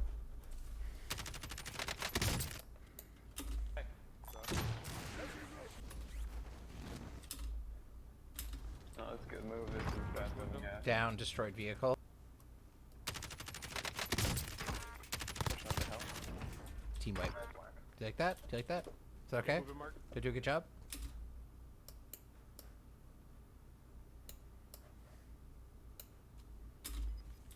Oh. Right in front of me. Oh, I didn't see that.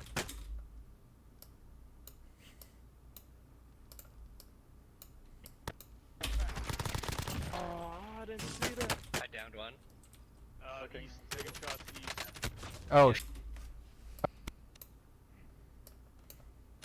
Oh shit, me too. Me too.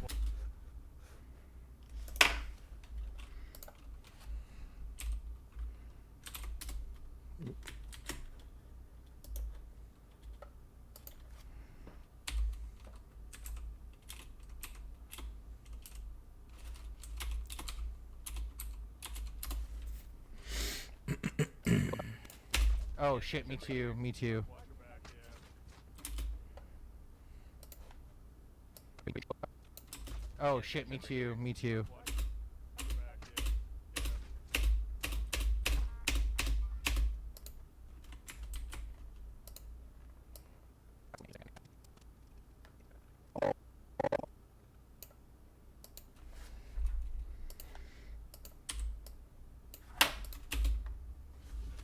Oh shit, me too, me too. Oh, this is the most amazing save I've ever seen. That was incredible. Good job.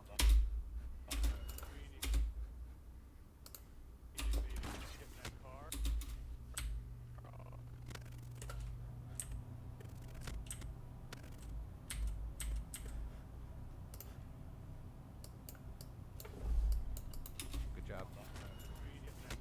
Oh, I'm down again. And fucks.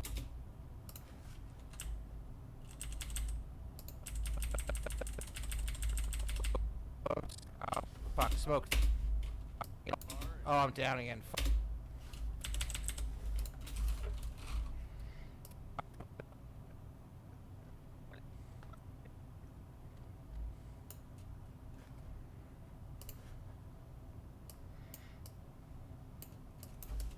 Incredible, good job. Oh, I'm down again. I got another smoke, don't worry.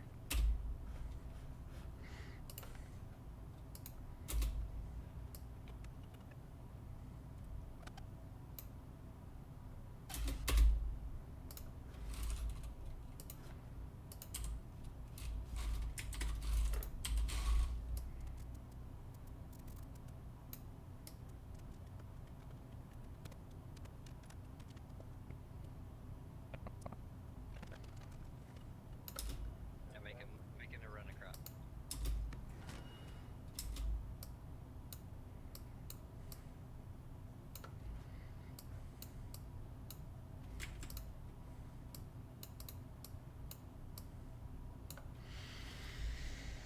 I think I'm starting to get tired, guys. I'm gonna have to pack it in kind of soon, but I want to get at least like the bare bones of this together, so I can work on it more tomorrow. Yeah.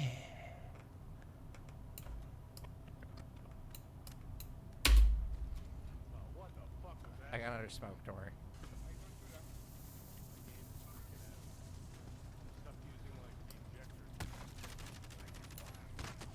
I'm fucked, Jay. I don't know what's going on. Shoot. Sorry. Oh my Yeah, god. failing. Not good. Guys not doing it. Getting a helo? Yep, just murdered a guy.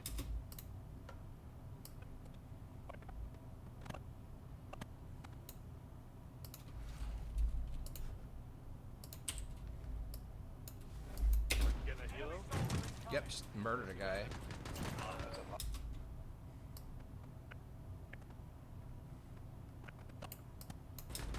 There's a lot of people around here.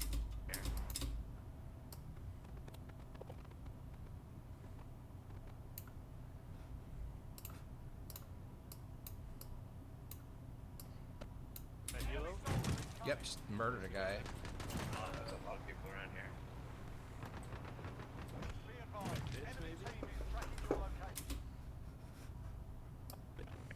People around here.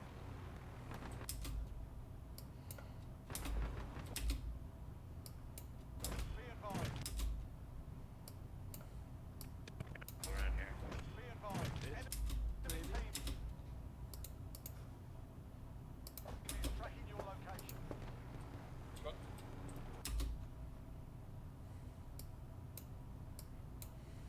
Guy. There's a lot of people around here. Yeah, sure.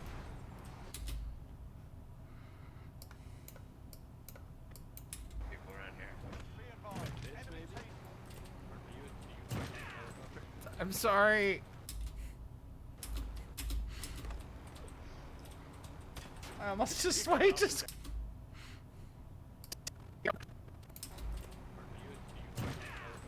I'm sorry.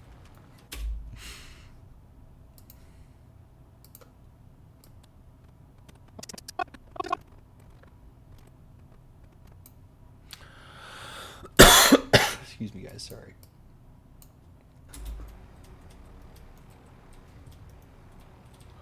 Red jumper's near. Yeah.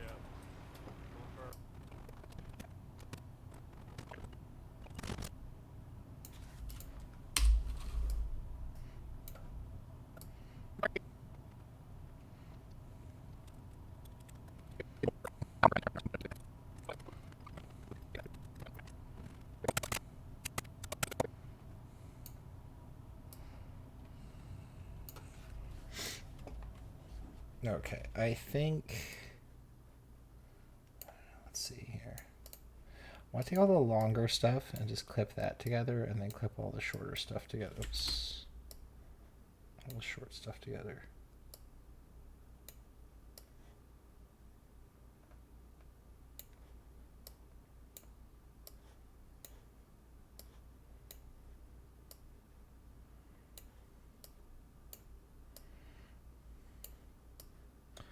Okay.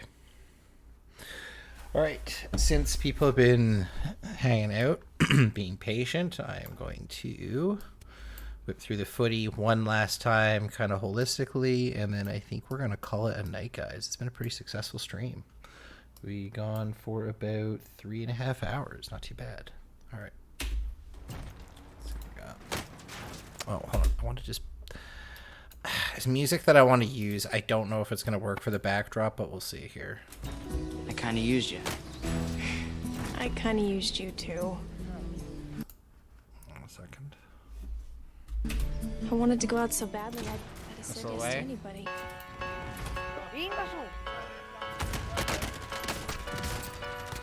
Down 1.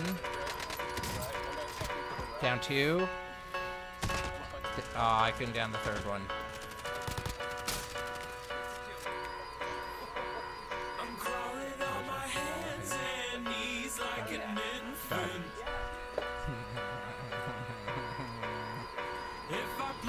Down 1. Claymore's at the stairs. Idiot. 1 dead at the things.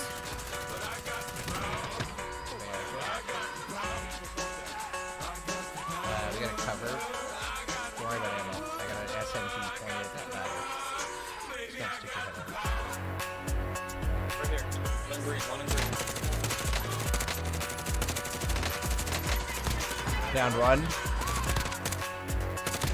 Down 1.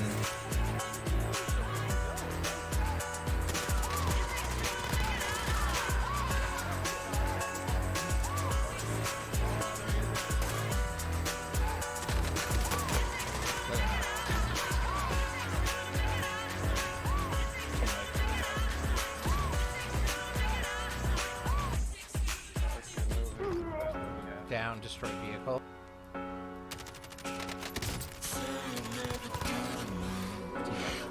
Take that. Okay. Did you do a good job? Right in front of me.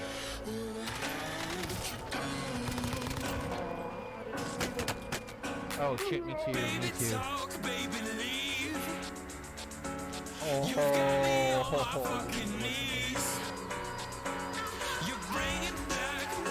I'm down again.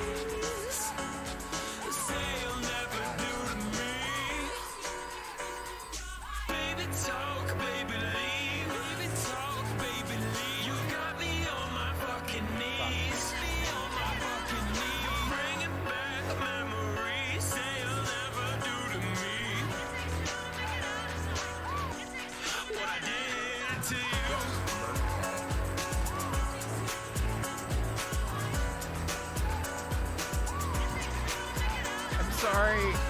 Oh, no, I'm sorry, Jay. I got him. He's dead. I got a bad knee right in front of me.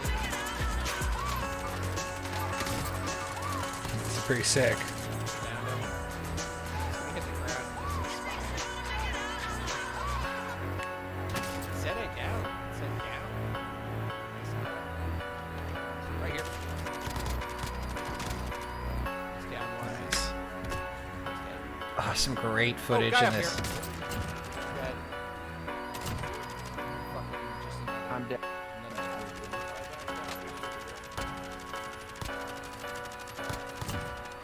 That was a bad fucking shot. We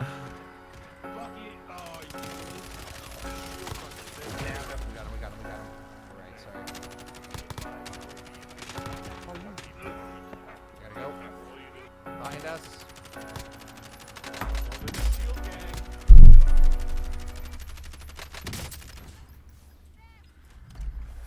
All of them have goddamn riot shields. Oh my god, they also Cali sticks and riot shields. Got one. Yeah, it's just Cali sticks and riot shields, man. Down one. Yes.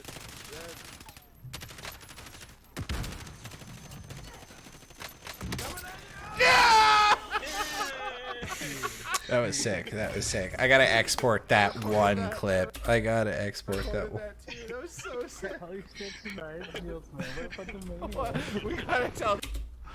Oh, that's great. All right, let's do a new sequence. Sequence, sure.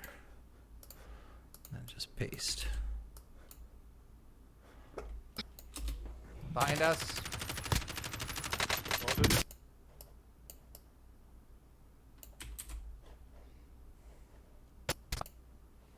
Behind us. Shield gang.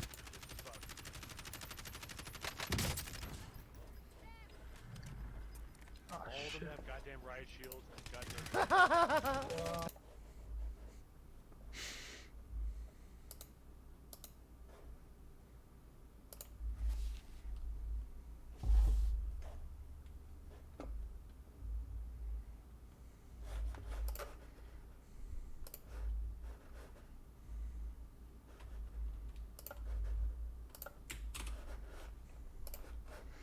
Sending this off to the gang.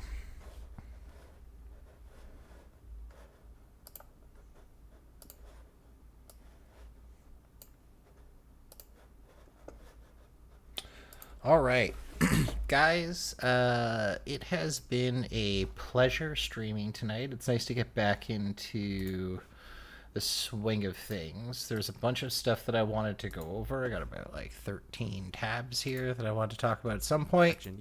But we're going to table that for next week's Tech Talk because I always need more stuff to talk about. So thanks for sticking around. Hopefully you guys have a lovely evening. Stay out of trouble. Stay safe. And once I cue up my outro music here, which I really need to actually have queued up better for next time, I will say goodnight. Bonne nuit, my friends.